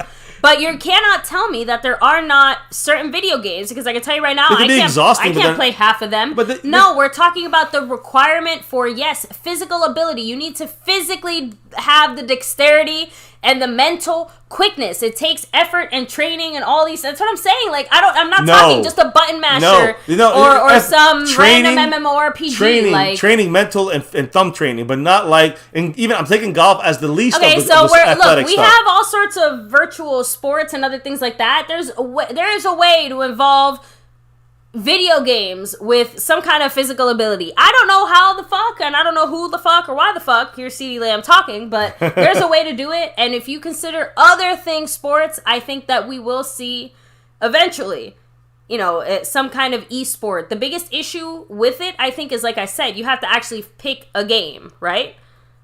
So just saying, archery is in the Olympics. You see, archery is again, a thing you need proper form and all that stuff. I don't know if you've ever tried to actually shoot a bow, but it's hard to do. It's accuracy that takes some physicality, right? It's not just. Is there darts in the Olympics? I don't think so. No. Just saying, that's more like. I know there's competitions like bowling and competitions like darts. I don't think that's in the Olympics. Those are not considered, I guess. There you go. So I think that where I think the Olympics are going to go to is I think that we're just going to see more mentally challenging tasks. Like, let me put it this way. Yeah. Like, what if there was a poker Olympics? Like, that's not a sport. I know it's not a sport. I'm using it as an example in the sense of there is. They have the world championship of poker. That's not what I mean. I mean the Olympics. Like, you're on, like, an Olympic poker team. I don't know what the fuck to say. You know what I'm trying to say? That would never happen. Because it's not the same. It's not an athletic sport. It's not an athletic competition. You see, Scott Yak agrees with you. So, Cowboys Brad said all video Olympics will be played on Wii Sports. Thank you. That's my point. Well, that's different. You gotta do Wii bowling. But that's what I just said. There's all sorts of virtual, like, see, maybe I didn't explain myself right, but when I did this thing, you know what I meant. The virtual reality. I cannot speak the English words, okay? But the video game Skeptical thing, the virtual fan. reality. Thank There you. it is. Virtual reality. Video games and virtual reality. Thank you, Skeptical fan. Because those are the words that I could not find. Those are the words that you cannot get coming out of your mouth. I feel like we're living in a simulation watching this bullshit. Steelers are about to score another touchdown. Unfortunately. Don't want to see that. But much love, Skeptical fan, with that $2 high. That's what I meant. I think that if you combine the physical aspect of like a VR game with the actual video game part of it, then yes, you can combine those two things because now it's a sport. But like I said, you'd have to basically make only one type of like video game a sport, like the lightsaber game that you see people doing. Like we have Olympic lightsaber choppy video game. I don't. God damn. 3rd and 1. I'm gonna stop talking. Let's watch the athletic. I ran out of English words of the Cowboys not being able to get a stop on 3rd down and 1. Now it's 1st and goal on the 4. Anyways, you continue the discussion. I'm listening. No, it's all good. So, I like I said, I clearly have run out of words in the English language to describe the things that I'm trying to explain because You're cute, that's baby. it. We ran out. We're at the limit. Fencing, you see? Like, you could do that's like athletic, a video though. game. I'm talking video game, okay? Yeah. Like, or Madden. You want football? Fine. You want Olympic eventually. football? Let's do Olympic Madden. If it requires cardio, then we can sit and it would competition. Maybe they have to play video games while running on a treadmill. 1st and goal on the 1. Some good traction there by Azur Kamara. But, no. Oh, and great traction there by Eddie Pulido in the house. Much love to you, my man. I know we discussed things here in other locations. I appreciate you. What did the man say? He's saying, after putting 5 on it, the $5 go holla. fish for a sport. Holla. Which one? Fish? Go fish. Because you know how I said poker as like an example. He's saying go fish. Yeah. Go fish. That's a lot. You got to practice how to throw the card down. And Skeptical fan said laser tag. Look, I say that the Pro Bowl game should be a flag football game. Paintball. I think it would be more fun if it was a flag football game. 1st thing, 2nd and goal. They're rolling right. Somebody There's tripped. There's Get in Kamara. there. Out of bounds. That's not a catch. Out of bounds. He Thank caught it, you. but it was out of bounds. Kamara, guys, Kamara started slow, right? But he, again, as a level of opponent on offense, right, lowers, right, then the actual ability to do better is you can see Kamara getting better when the opponent's getting worse. They better break out the Nintendo Power Pad and play track and field in that bitch. That's what I'm saying. Just get the Wii Sports, right? The Just Dance. How about that? You gotta dance your way to the Olympics. Oh my goodness. Then is that? I guess you can make anything. You can make hot dog eating a competition in the Olympics, right? Yeah. No, it stops somewhere. Bowling and darts is where it stops. I don't know where the line is. There it is. Kamara involved. What a hit. But it's still a fuck. touchdown. Probably a flag if you hit him with the helmet. Damn it. The touchdown. No flag. Fuckers. But we do have Jeremy Slade with a dropper. Jeremy Slade with the $3 holler. Much love. Appreciate you, brother. What the MCW's on a roll tonight. Oh, I'm telling you, she is on fire. I think Jerry putting Jimmy in the Ring of Honor. Guys, I literally let out like a. I wish Little G was here. I know we're so busy, guys. You don't even understand behind the scenes. Just got back yesterday from New York. This morning, let's be real, right? Yeah, guys, our flight was like 6 in the morning. Horribly delayed. On top of that, by the time we actually got into the airport, they didn't have enough employees to unload the so we waited luggage. Another hour for the so we had to luggage wait come out. another hour for them to even start unloading. Like this game right now. And then, look, I don't want to get into it, but and at least me personally, Mr. MCF had the luck that he didn't technically have to work today, but because of the timing of our trip, I had to work today. I did not have the choice to not work, so I just went straight to work. I had today off already, so yeah. I had that. But the thing is, you had to because of the end of the month, you can't get this day off. Yeah. So for your for normal jobs, and she literally you went after we got home. Got to resettle for like 20 minutes, and then not even like 5 minutes, and then you went bang, got the work done early. The stuff you had to do, Exactly. And you had a rough day today. We had our then we had little G's meet the teacher. That's right. 2 hours running around with a fucking 1,000 other Middle people school guys. looking. Yes, I know. I'm not ready. I know, baby. I know. It's great to see him in advanced classes, doing great in school. So that's awesome. Little G, we love his teachers. His everything about seeing the Meet the Teacher Day. It was awesome for him. We literally, guys, when we say like Non-stop. airport, work to the school, and then we sat that's why we were hoping to go live at 7:45. We ended up going live like 10 minutes later, just because we just did not, like, we got back here Shit, with just enough time to do that. Like I said, I was literally getting my Cowboys gear on. Actually, let me go grab little G for 2 seconds, just so that he can explain exactly how it went when Jimmy Johnson, because he could, like, I'm telling you guys. I don't know if you want to, like, relive that experience. Not even that. It's more the scream that, like, I let out. I'm, like, still, like, I'm almost embarrassed by it. That's what I'm trying to say. Like, I literally screamed like a 5-year-old girl when I heard it. It was crazy. I'm going to say that there's definitely a defining moment. Maybe it could be a defining moment for the year. So it might be worth a little bit of a girly scream from you, baby. It's okay. I think I'm allowed. You're a female. I'm allowed a few slightly screechy moments. Right? Just a few. I try to keep them. Win a Super Bowl, you can limited. screech again. And say, well, break some eardrums then. You gotta get your earplugs. That's how important it is for the Cowboys. Almost, we're not comparing it, but it's almost like that's more comparable. Jimmy Johnson getting into the Ring of Honor than you know that is down close. One of the top things on the list. Yes. Number one is winning a Super Bowl. And Eastside Harold just had to support his number one favorite Dallas Cowboy team, and of course, he's a Cowboy content creators much love. He said, the Cowboys are doing awesome. What else is new? Hey, you want to know what's new? Here, I got something for you. Eastside, thank you for the $2 holla. Yes. Let's talk about interesting here. First of all, the Eagles. Mm-hmm. You guys know that the Eagles and the Texans are talking about making a trade for Deshaun Watson? How do you feel about that, baby? You know what? I almost want it to happen because the Eagles would have to sell their firstborn child and their Super Bowl ring just to make it happen. And remember that hurt ankle? He's doing that so he don't have to play. Oh, number 16, late hit there. They didn't call it, but all right. So we got some soccer shit going on in the NFL nowadays. Eagles and Texans on a Deshaun Watson trade might happen. They said still some hurdles to get over. Both sides are attempting to come to an agreement, though. So that's far from over there. And I'm pretty sure there's something else here, guys. He's not at practice. He wasn't at practice again for the second consecutive day with the pads on. He had a quote-unquote foot injury that was being examined on Monday. It's regarded as minor. But again, right now he's avoiding the $50,000 daily fines, and still has a standing trade request. Right, we talked about. So again, he's doing the bare minimum needed to. He's showing up and saying, "I have foot pain." I would say it's like the literal definition of "I'm just here so I won't get fined." He's a bitch ass, but he learns that from the Houston Texans bitch ass organization. In a weird way, I'm not gonna get mad at a player using the same system that the I'm team messing with used Eastside. against him. I know. I'm messing with Eastside. So here, I better get my charger before my phone dies, because I was hoping I would make it to the end of the game, but it's going to die here in a minute. There we go. Okay, I'm sorry. There's Eastside's in 14th. Still there. Dwayne Broussard right in front. So thankfully no one took their shoes off on the plane, Eddie, but unfortunately we were near a really... Like, guys, take care of your kids when they're on a plane. Like, tell them what the fuck to do. Oh, God, again? No, another... Did he fumble? I don't think incomplete? I think it's an incomplete. Thank goodness. By the way, Eastside actually jumps the OG, Dwayne Broussard, on the board. There we go. I'm sure Dwayne will jump him, though, back soon. One of the, before the end of the week, which will crown a champion in the Cash App and the overall board. Eastside in 13th, Dwayne Broussard in 14th. Dwayne Broussard's the OG. That's right, and much love and to Jeremy the man. Slade.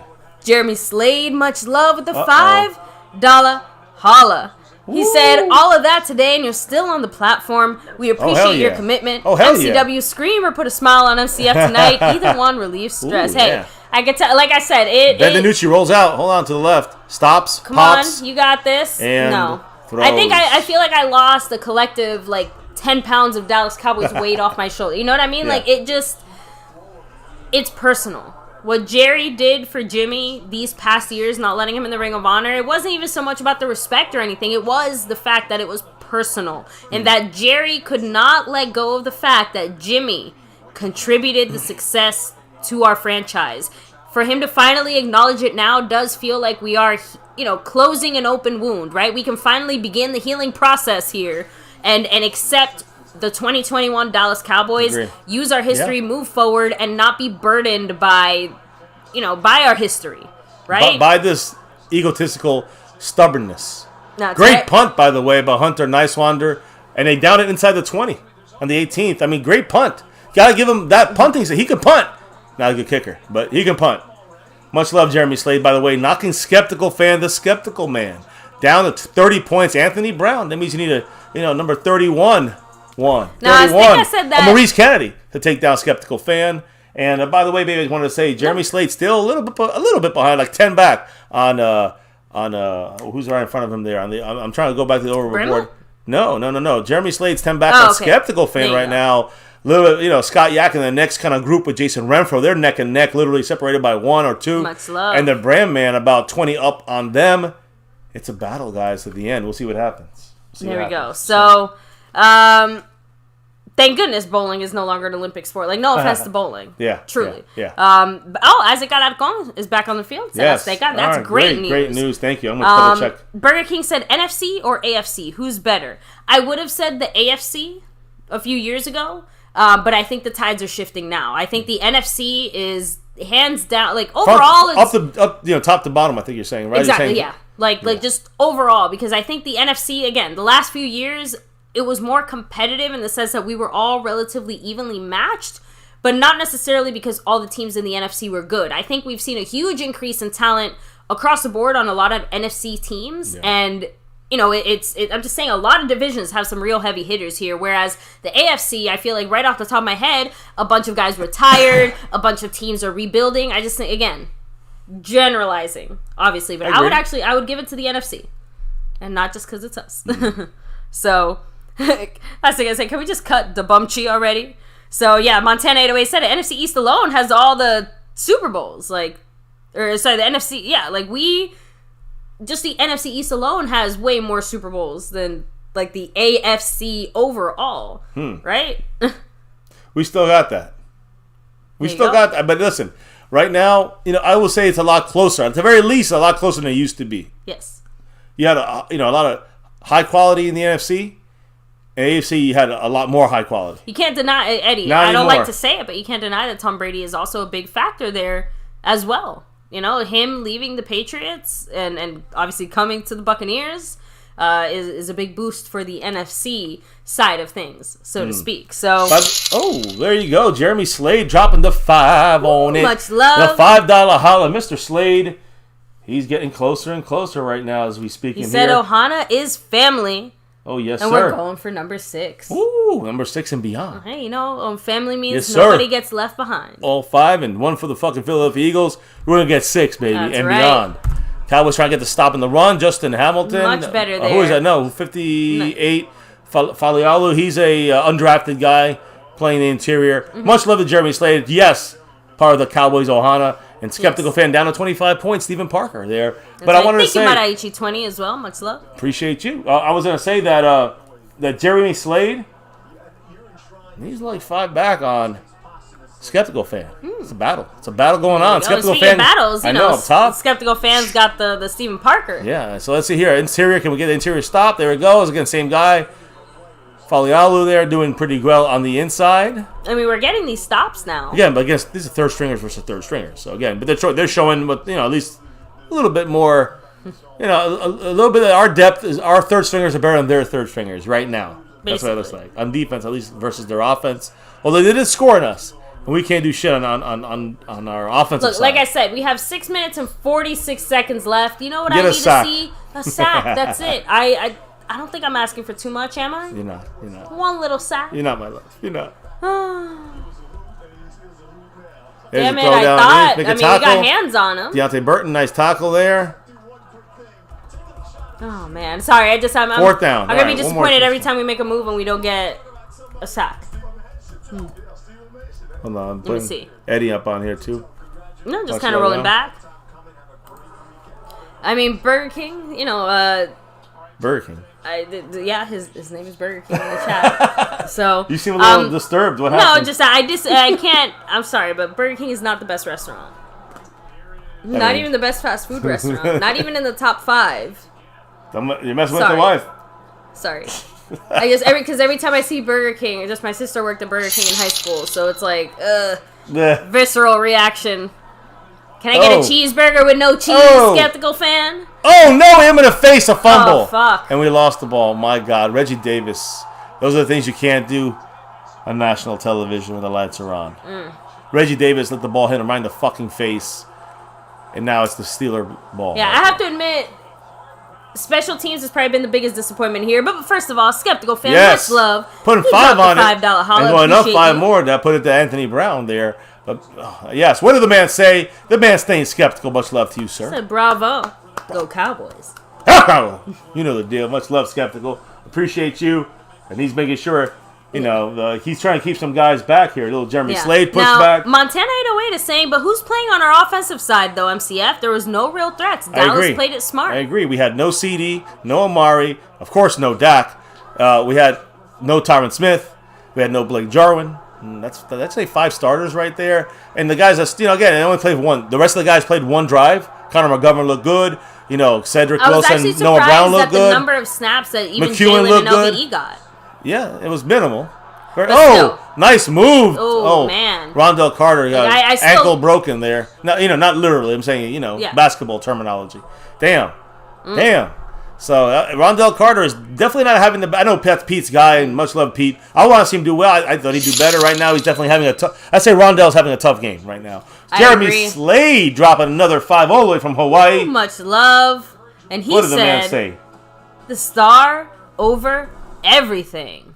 Yes, sir. Everything, always. Baby. All the time, every day of the week, 365 days of the year. Especially right here. Extra on leap years. So and extra on game days and all the way to that playoff games and all the way to that Super Bowl game to get that 6. Pete Prescott saying no backup quarterback. That's true. That's an issue for us here. We've been saying that for a long time, and they want to roll the dice with Gilbert for the cheap. Choctaw Montana 808 also adding in the coaches definitely played it smart. They don't give a fuck about the offense. They want to see defense and special teams. So the point is putting strain on the defense, yes, on purpose. And like I said, that's why I kind of pointed out the fact as well that, the fact that we did see LVE and Jalen and these guys on defense, even if it was only one drive, is still significant because you know who we didn't see? Again, we didn't see the Randy Gregorys or the CeeDee Lambs or, it tells us who the guys we know tells already us just as much as who we didn't. The guys we know already don't have to play more to prove anything. You know what I mean? So, yeah, you're right. And you guys are both right on that. There's Haskins throwing it. Nice pass from Haskins. First down for the fucking Pittsburgh Steelers. 4:14 to go and ticking. And RD7, what's up? Art in the house, the man. I got you, Burger King. So, well, I out of that battle, I do hope you win. He said, "You name yourself Burger King. There's a war with McDonald's and Chick-fil-A, and I'm standing in their way." I'm. We're good with that. We're good with that.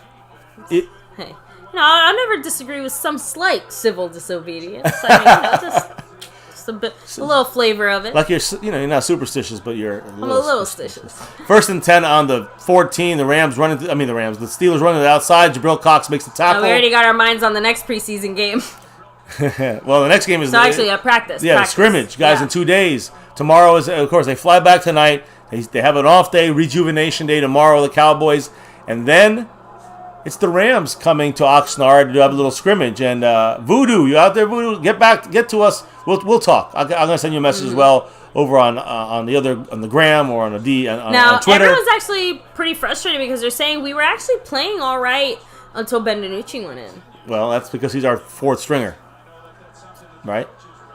There we go. But I think it's also a credit to Gary Gilbert and Cooper Rush as well, in the sense that they were doing okay. Yeah, I know. Cooper Rush wasn't outstanding. Gary Gilbert wasn't doing outstanding, but they were doing good. No, enough. I have to admit, I was actually kind of impressed by Cooper Rush. He was not like he was looked consistent, better than solid, I think I've ever seen. Couple overthrows, but no big mistakes. Exactly. I think the Cowboys see in practice he's the better quarterback, but we've heard they love DiNucci. I know they love DiNucci, but I still think that one of the reasons that Cooper Rush looks well too is because when we draft, originally when we got him on the team, it's because he kind of seemed like a 3rd and 1, a stop by the 3rd stringers, 4th stringers. There you go. Well done. Gifford, Cox. I think Deron Payne, Rondell Carter might be there. Okay, for a second, I'm trying to figure out if they're trying to get up. No, Justin Hamilton was in that play. Hurt. Bohanna was in that play. I'm sorry, Bohanna with the run stop inside. So I think Bohanna's hurt. 4th and 1. No, he's all right. He just rolled it off. He'll walk it off. I hope he's just fixing his. 2-minute warning in the 4th quarter. I can't believe. I mean, I have to admit, this game kind of flew by. I know. Even though I'm exhausted and all these other things, I'm genuinely shocked at how quickly this game seemed to go. I think you're also, it's almost like it's like the first game, so we're like playing on the field. We're like excited. It does feel very and we know these players fresh. down to the. This is not boring to us here. Maybe some people think it's boring, but we find this very interesting to see these end of the roster 80, 70 to 80, 70 to 90 on the roster, down on the roster, the last 20 guys in the roster fighting for practice squad spots. Yep. Most of these guys. Some of them still fighting for maybe a 53, but they're mainly fighting for practice squad spots. So I love it. I love watching it. I love this, to see what they do, because I know some of the stuff they've done in training camp. Some of it's translating on the field for some of these players. Some of it's not. Some of it's more consistent for some of these players. Some of it's not. So we'll see how they respond to this in the last couple of weeks of training camp. Trizzy Go Crazy saying, I'm happy Micah Parsons played great. Joseph played good, and Nashawn Wright played good as well. He did. He got burned a couple times, right? But I was just about to say, Nashawn Wright, he can improve, but he had some good plays, but he also had some bad plays. Like he's probably the one I'd probably put a little asterisk next to. But yes, Joseph played well. Micah Parsons, I mean, we touched on it a few minutes ago, but it goes without saying, he just impressed. Yeah, that's it. Just limited snaps and all that, but the bit of time that he was out there, it was impressive to see. Well, so, when it wame to who were you just saying? Micah Parsons. Yeah, Micah Parsons. He was moved around too. The fact that he was moved around in multiple positions and looked good in pretty much everywhere he was. You got to remember, that's why I think he played even a little more than let's say he played a couple drives because of the time he missed, because he's rookie, but also because he was moved as a pass rusher. Showing a preview of Hard Knocks. Yeah, Hard Knocks, guys, on the 10th, August 10th, right around the corner. But you got to remember that it's probably because he was moved around in different locations. They had to be seen a little bit more because he was playing kind of a different role, and all 3 drives he was playing a different role as a rookie. So that's why he also got more time, and he did not disappoint. Okay, so I see the slogan they're using for Hard Knocks is America's game is back. Yeah. So a play on America's team, and also the fact that football's coming. Yeah, so I kind of like that. That's pretty clever. So, by the way, I will say it's kind of the only thing bad about seeing this right now with our backups. They're not playing with I guess you could say rhythm or flow. There's no consistency, as I've been saying. Again, you expect this from the third stringers, from the third team, right? The Steelers are not having. They have their third stringers, and they're not having the same flow problem, consistency problem. So they can't move the ball, and they keep turning over the ball. The Cowboys. Now it's 4th and 1, and they're going for it. The Steelers are misdirection. Rondell Carter get to the outside. Run it. Good job. Great defense. All right, we go. Got the little goal line stop for the Cowboys. 1:53 to go. We're having fun. Hey, let's make it 16-10. Go for the onside kick, right? Just for the fuck of it. The more time they play, the more time. Remember, our overtime rules change. We're down by, 13 points. So we'll see what happens. Either way, let's make it fun. Let's see what these young guys can do. You're playing, third stringers versus third stringers and fourth stringers versus fourth stringers. They get in a better rhythm than we have. On the offense, defense, and special teams for basically halftime and beyond. So, it'd be nice to see us to string together at least a 2-minute drive here. We practice this situational thing with all 3 teams. Let's see it work here for us. Yeah, I remember that was one of the things that I'm waiting for the commercial to end. No, it's over. They're starting. Okay. Here we go. No, I know. It was on the side. The audio hadn't ended. Danucci sidearms it. I've been hearing that he doesn't sidearm it very often in camp. But he's going crazy sidearming. That's all he's done. That's the thing. It looks like he's not just letting it rip. He's like sidearming every time. Sorry, baby. I love it. Moshman, Richard Scott, he's like, oh, we're going to chat on your stream. He said the 3 B's, beers, babes, and baloney. A lot of stuff going on for sure. And some of his, Brandon Smith, get out of bounds. There you go. Man. Brandon Eagles there. Good job by him. Yeah, listen. Some of the stuff I believe Mosh believes in is baloney. But that's a whole different thing. He does have a lot of great stuff there. Sub it up to him. And again, you also get Mosh jerseys, which are high quality, sewn and stitched. Oh, yeah, guys. Once a month, a star level member wins it here. And we actually going to have a little surprise here coming on Monday. That's right. Starting on the way, you guys can win another jersey. Just anyone can win it, even if you're not in the membership, which of course is pinned over here. I think it's pinned over there. And it's also, in the description below. So keep that in mind. Now, 1 minute and 20 seconds left here, guys. Did someone call a timeout? No, it went out of bounds. Danucci's throwing the ball, sidearm it. It's short, sidearms it. Ooh. What, nice catch. Impressive. Who is that? Noah Brown? No, it was in there. Number 80, that's Brandon Smith. There we go. Brandon Smith. Sorry, I saw the 8 and I saw him roll sideways. I couldn't tell if that was a 5 or not. So there you go.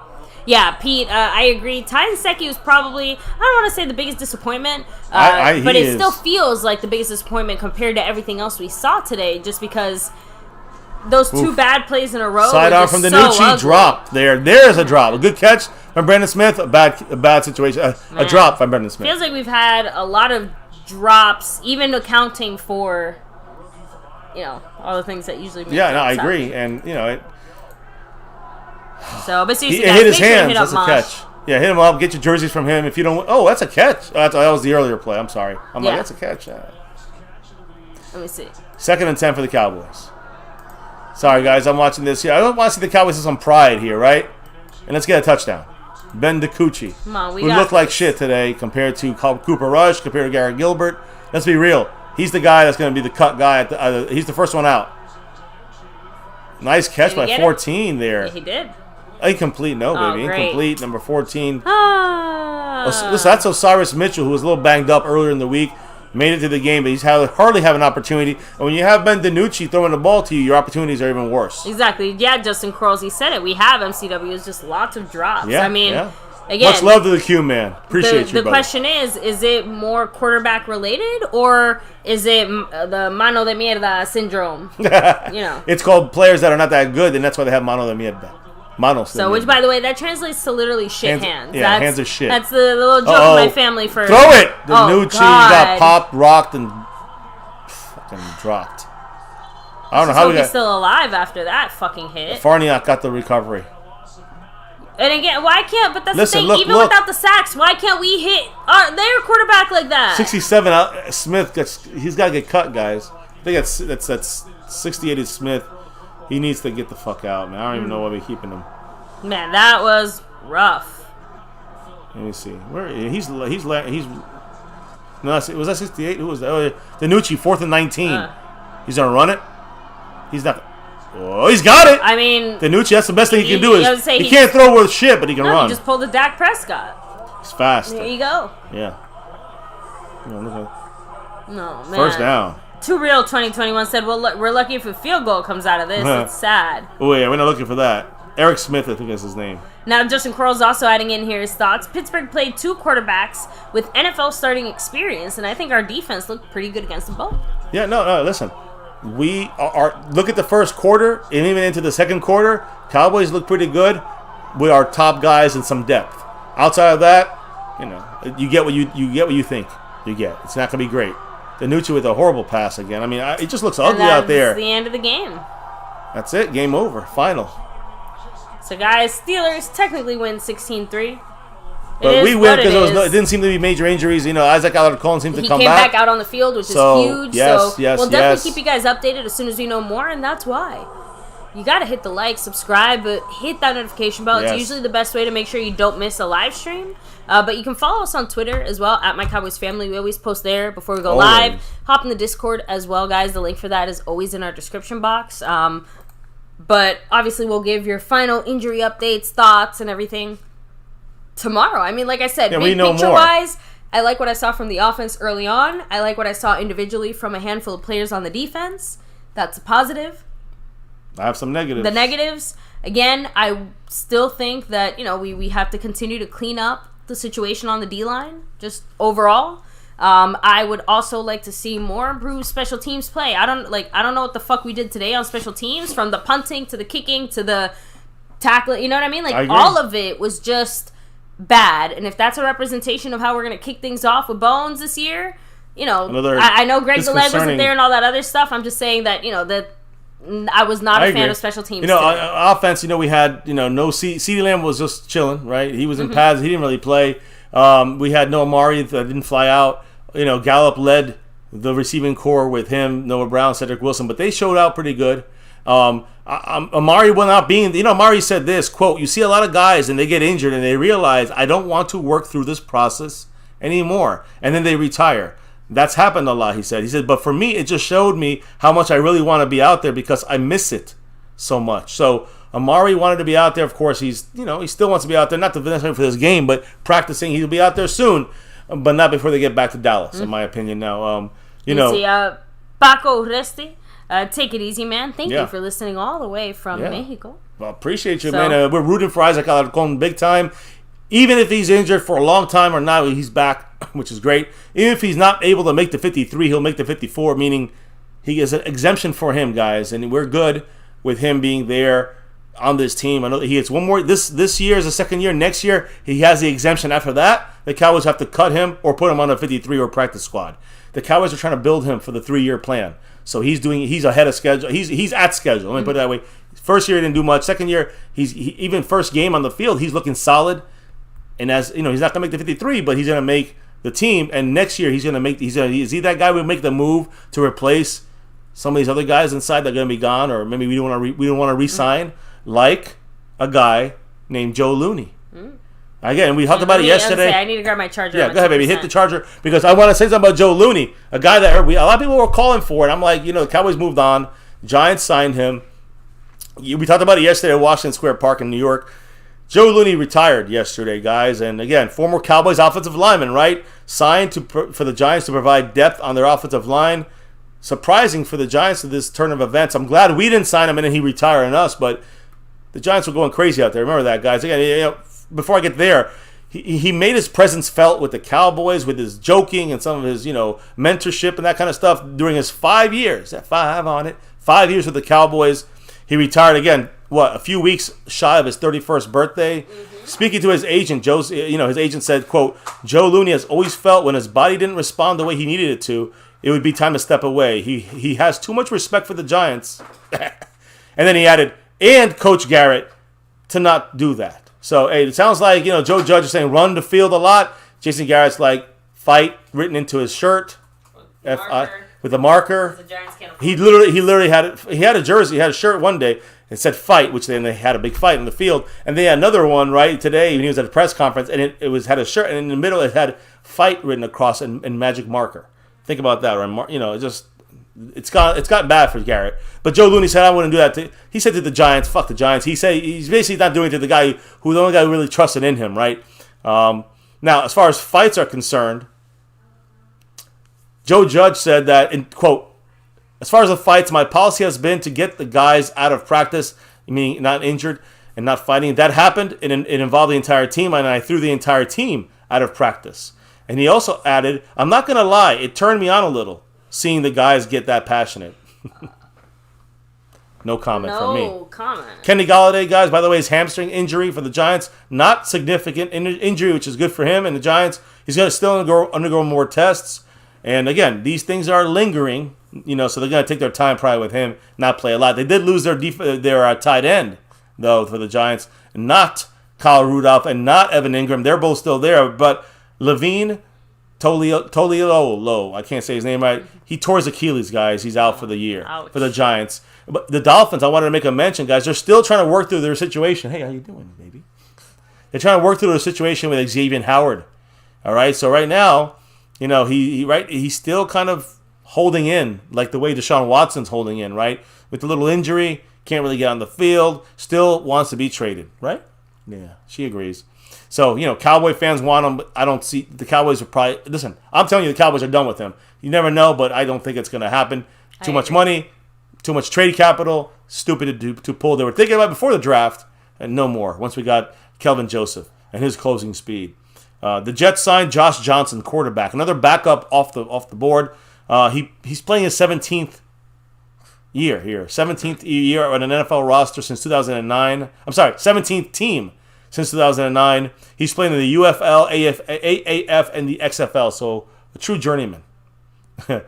And I'm going to save some of the other stuff for tomorrow in our discussions. I'm trying to see if I get some information out there about the injuries, if any. The Eagle fans, I know 5 is always greater than 1, Philadelphia Eagle fans. Remember that. But also remember that Fox Sports, which is showing the game, they had a little bit of, the biggest rivalries, the 5 biggest rivalries and, head-to-head wins. Kansas City Chiefs, 67 wins. The Broncos, 55. The Falcons, 53 wins. The Saints, 51. The Bears, 95 wins. The Packers, 101. The Steelers, 30 wins. The Ravens, 24 wins. The Cowboys, they picked the Eagles as their biggest rivalry, which I would agree, I would say after, a certain point, right? But the true rivalry was the Washington team, I thought. All right, well, they're inconsequential, and I guess the Eagles were the last team to win a Super Bowl in our division. So the Eagles, 54 wins. We have 70 wins. Not even close, guys. How could they even dare compare that rivalry as even something close? I guess Washington's even worse than us. Maybe that the Did you know that Jeremy Slade just dropped that $3 holla, putting 3 on it right there? Jeremy. Appreciate you, brother. And baby, what did he say after that hot drop? He said, "Does she eat from a Cowboys bowl?" She's adorable. Thank you, brother. Unfortunately, no, her bowl is not Cowboys. It is Cowboys colors. She has a Cowboy jersey. She does have her jersey. She has her whole outfit. She has her collar is Dallas Cowboys. Her leash is Dallas Cowboys. Again, pretty much all the cowboy gear that you can get for a dog that fits her. Yeah, we have. Yeah, it's all. She's cowboyed up. Yes. So she used to have a cowboy football as well, but she tore like 3 of them, so we had to take it easy on the footballs. Yeah, we had to hold back on the football tearing there. But hey, she goes a little too hard. I wanted to, as we're finishing up, and I do want to go through the comments before we go here. I wanted to give a couple last kind of second thoughts from you guys. I want to hear from you guys, but I also want to give my last kind of. Actually, I'm going to finish this here. Cowboys AT&T Stadium, out of all the stadiums, baby, is the most Instagrammable of all stadiums. Does that surprise you? Of course not. It does not surprise me at all. AT&T, guys, number 1. It's in San Francisco's Levi Stadium, number 2.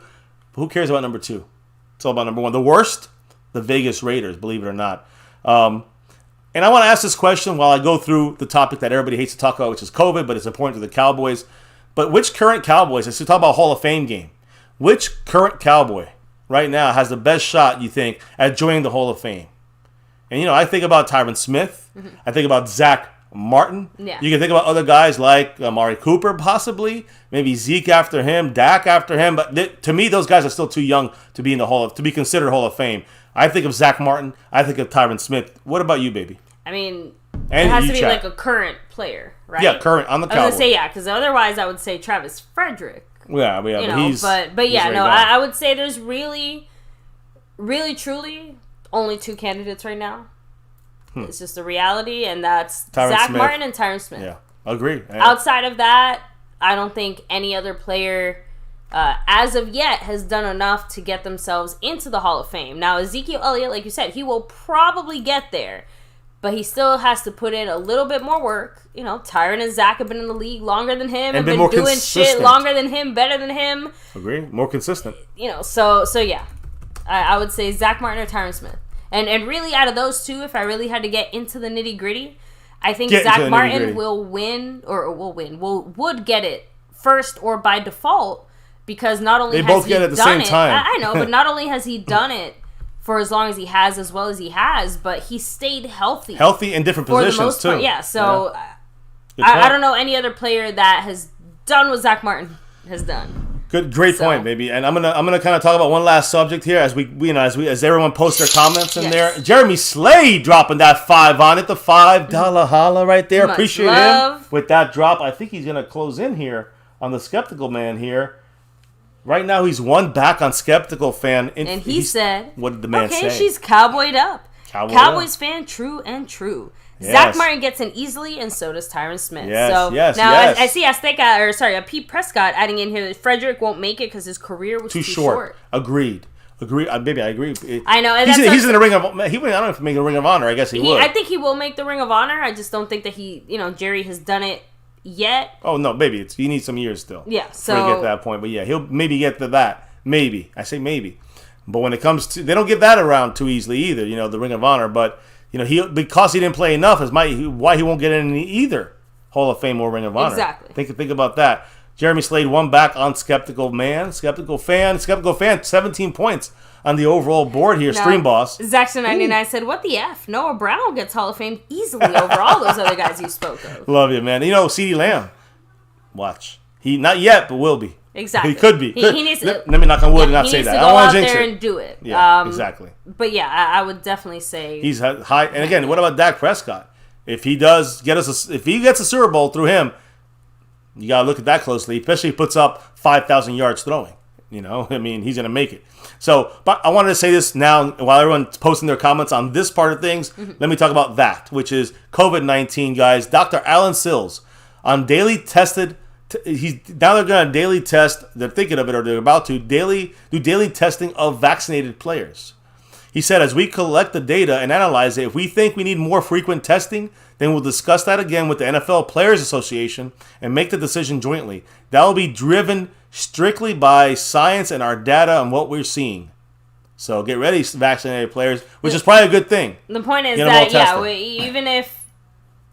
Look, we're just in kind of a crappy situation. Well, they also, with that letter they sent out, and this is with NFLPA, the COVID task force, they wanted to state, these are the facts. Quote, vaccines, this is what the NFLPA and NFL sent out. Dr. Alan Sills, quote, vaccines work, and expert and extensive research has shown they have a greater than 80% effectiveness against all variants, meaning Delta variant of COVID-19, everything. 80% or more, 97%. I think 97% for the basic COVID-19 variant, the OG, I guess. Vaccinated people can both contract and spread the Delta variant. So vaccinated people can still give it to the non-vaccinated and they'll die because they were not vaccinated. Now, or not die, let me not say that, but they'll be affected by it. The NFL also said, and put this out to the players, and to the NFLPA also put this out with them, we have positive cases among vaccinated players and staff. We have had that. Mm-hmm. We have had 2 outbreaks inside of facilities in Atlanta and Miami. 2 outbreaks. In the first week of training camp this year, when we had no team facility transmission until week 3 of last year. Think about that. It took 3 weeks into the regular season this year. Already 2 teams have it in an outbreak. Mm. And again, they say we constantly stated that football will be the way to go. To go the way of our communities in multiple cities and states that are experiencing record surges in infections and hospitalizations due to the Delta variant. Based on our experience from last year, the number of positive tests in the first week of training camp is a cause for concern.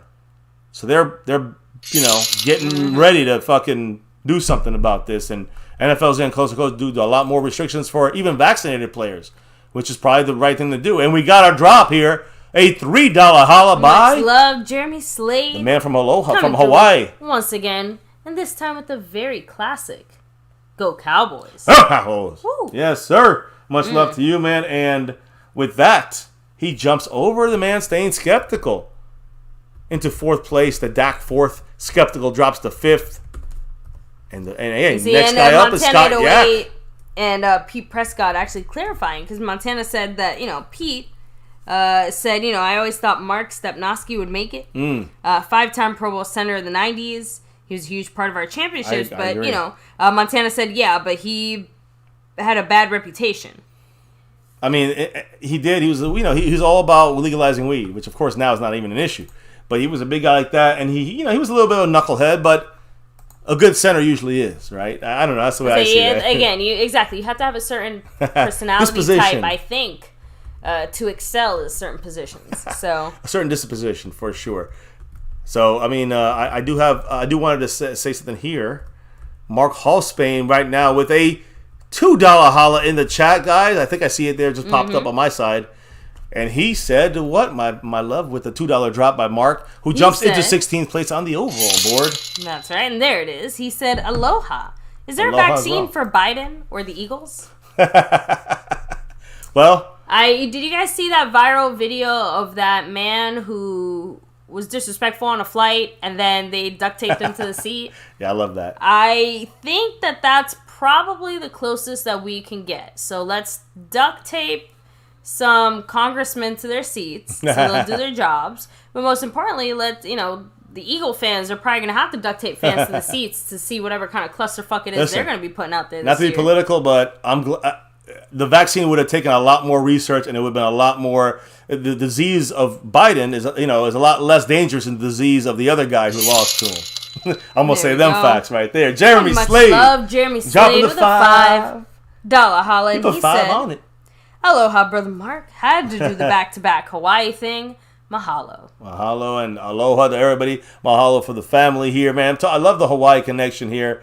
Appreciate you guys, truly. I know we do the late night thing, so for them it's a little more like an evening thing. But we truly appreciate all the people that are part of the family here, watching us, listening to us, talking about Cowboy football. We truly appreciate every single one of you guys. By the way, with that drop right there from our Hawaii brothers, Skeptical fan goes to 7 points. Now, you know who wears number 7? Ben DiNucci. We don't want to keep that number 7 on there. Don't let the enemy take that either. Skeptical fan, he's close to slipping his grip right there, but we'll see what happens. The vaccine is much less, needs to be, it's a little easier vaccine for Biden than it would have been for the other guy, for the T-Rump. So, anyways, I'm glad we got Biden over Trump, in my opinion. But he ain't the greatest guy either. Let me be honest. We'll move on from the political stuff. We ain't talking politics. Guy?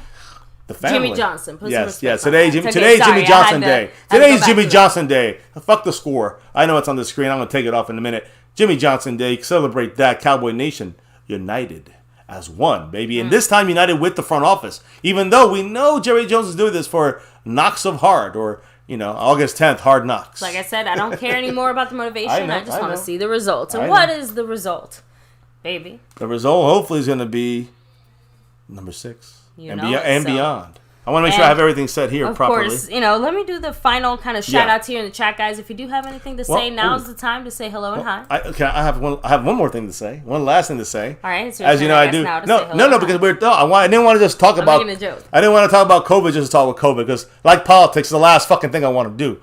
But it is important to the Cowboys. Mike McCarthy was asked about the Cowboys team vaccination numbers, and he said it's a process and we feel really good about where our numbers are today. To give you the whole quote in full context, he said, McCarthy, when he was asked about his players being vaccinated, McCarthy said, quote, "It's a process most of our players..."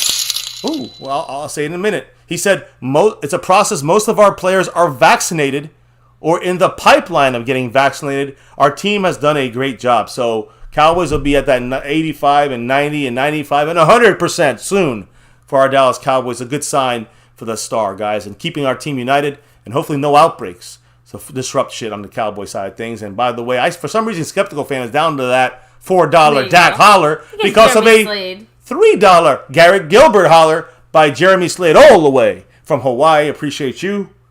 And this guy is coming up the board here, getting close. Now he's creeping on Scott Yak now, and Jason Renfro, who are at the 90 mark there. So we'll see what happens. He's about that 70 mark. It's getting closer and closer, and Skeptical Fans losing that grip. What did Jeremy Slade from Hawaii have to say? Let me see. He said had to get Nucci numbers off the board. Thank you for that. Now we got Dak on the board, which is a huge upgrade. Very much an upgrade. It's like the Nucci down here, Dak up there. Go Cowboys! Hell yeah!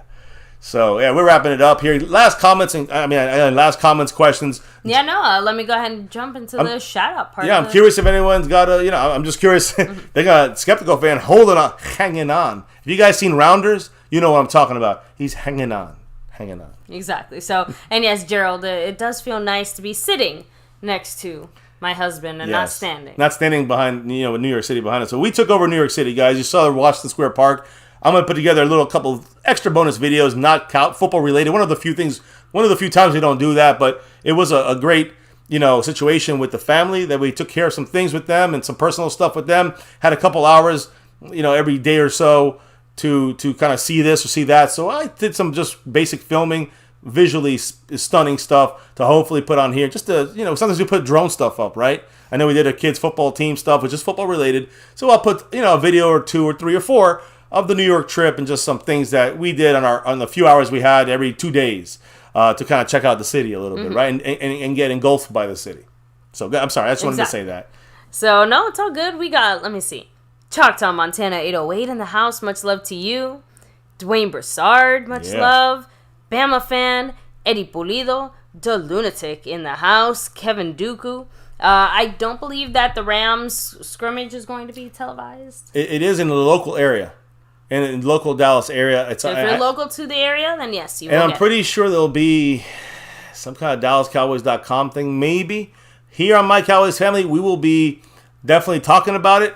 We'll be, listen, I'm going to tell you right now, baby, I have the ability, because since COVID, working from home it's been 99% of my job. So, but the thing is that, if it happens during the day, I can alter stuff. I'll work a little later. I'll take a 3-hour break and do a little live stream midday if they do broadcast that in any way. Exactly. I will talk about it here. And if not, if for some reason I can't get to it, and I really, we'll try. Obviously, we're going to go into detail about the scrimmage. But hopefully, my guy, Voodoo Alpha, Frame Rippers, if you're out there listening, and we're going to get in contact with you about if you go out there to watch this thing, make sure you get some nice footage. And if you don't mind, ship it over to us, and we'll post it for you. Give total credit, a link to your page, and all that stuff. Because we would love nothing more than to be able to give some other angles and footage, right, from your perspective at Oxnard training camp in this scrimmage, which is probably the biggest day of the Oxnard. And a lot of people are out there watching, but this is the biggest day of the of the scrimmage. I would say of Oxnard practice. The most fun day would be the scrimmage between the Cowboys and the Rams. So, anyways, that's that. Yeah. I'm sorry. No, it's all good. Let me see. Andrew Lunsford, much love. The Lunatic. Yeah. Eddie Pulido. Retro Scotty, much love. Have a great night and good Retro. luck on that job interview. Yes, sir. You got this, man. You got this. Let me see. We got Harold Jones, Landlord from AL, Kevin Dooku, Choctaw Montana 808, Yeah. Dwayne Broussard, Oh, yeah. Bama Fan, Eddie Pulido. Let me see. Gerald Beasley, Brandon Ram, Jeremy Slade, of course. Much love to you. Choctaw Montana 808. Let me see. That's as far back as I can go. Oh! But I gotta come on down to Oh, say Jeremy hello Slade and hi. he's putting that 5 on it. The $5 holla hitting hard there. Thank you. And that's just as we're He wrapping also this took up. over as the stream boss. That is with correct. that He took Dak and he said, let's get number 6. Got 100 back, fully loaded. Jeremy Slade. You know, Jeremy Bramlett. We got the Jeremy takeover. That's Jeremy right. 5-point takeover. Jeremy Bramlett got the sponsor of the week. Jeremy Bramlett got the Cash App crown, the king.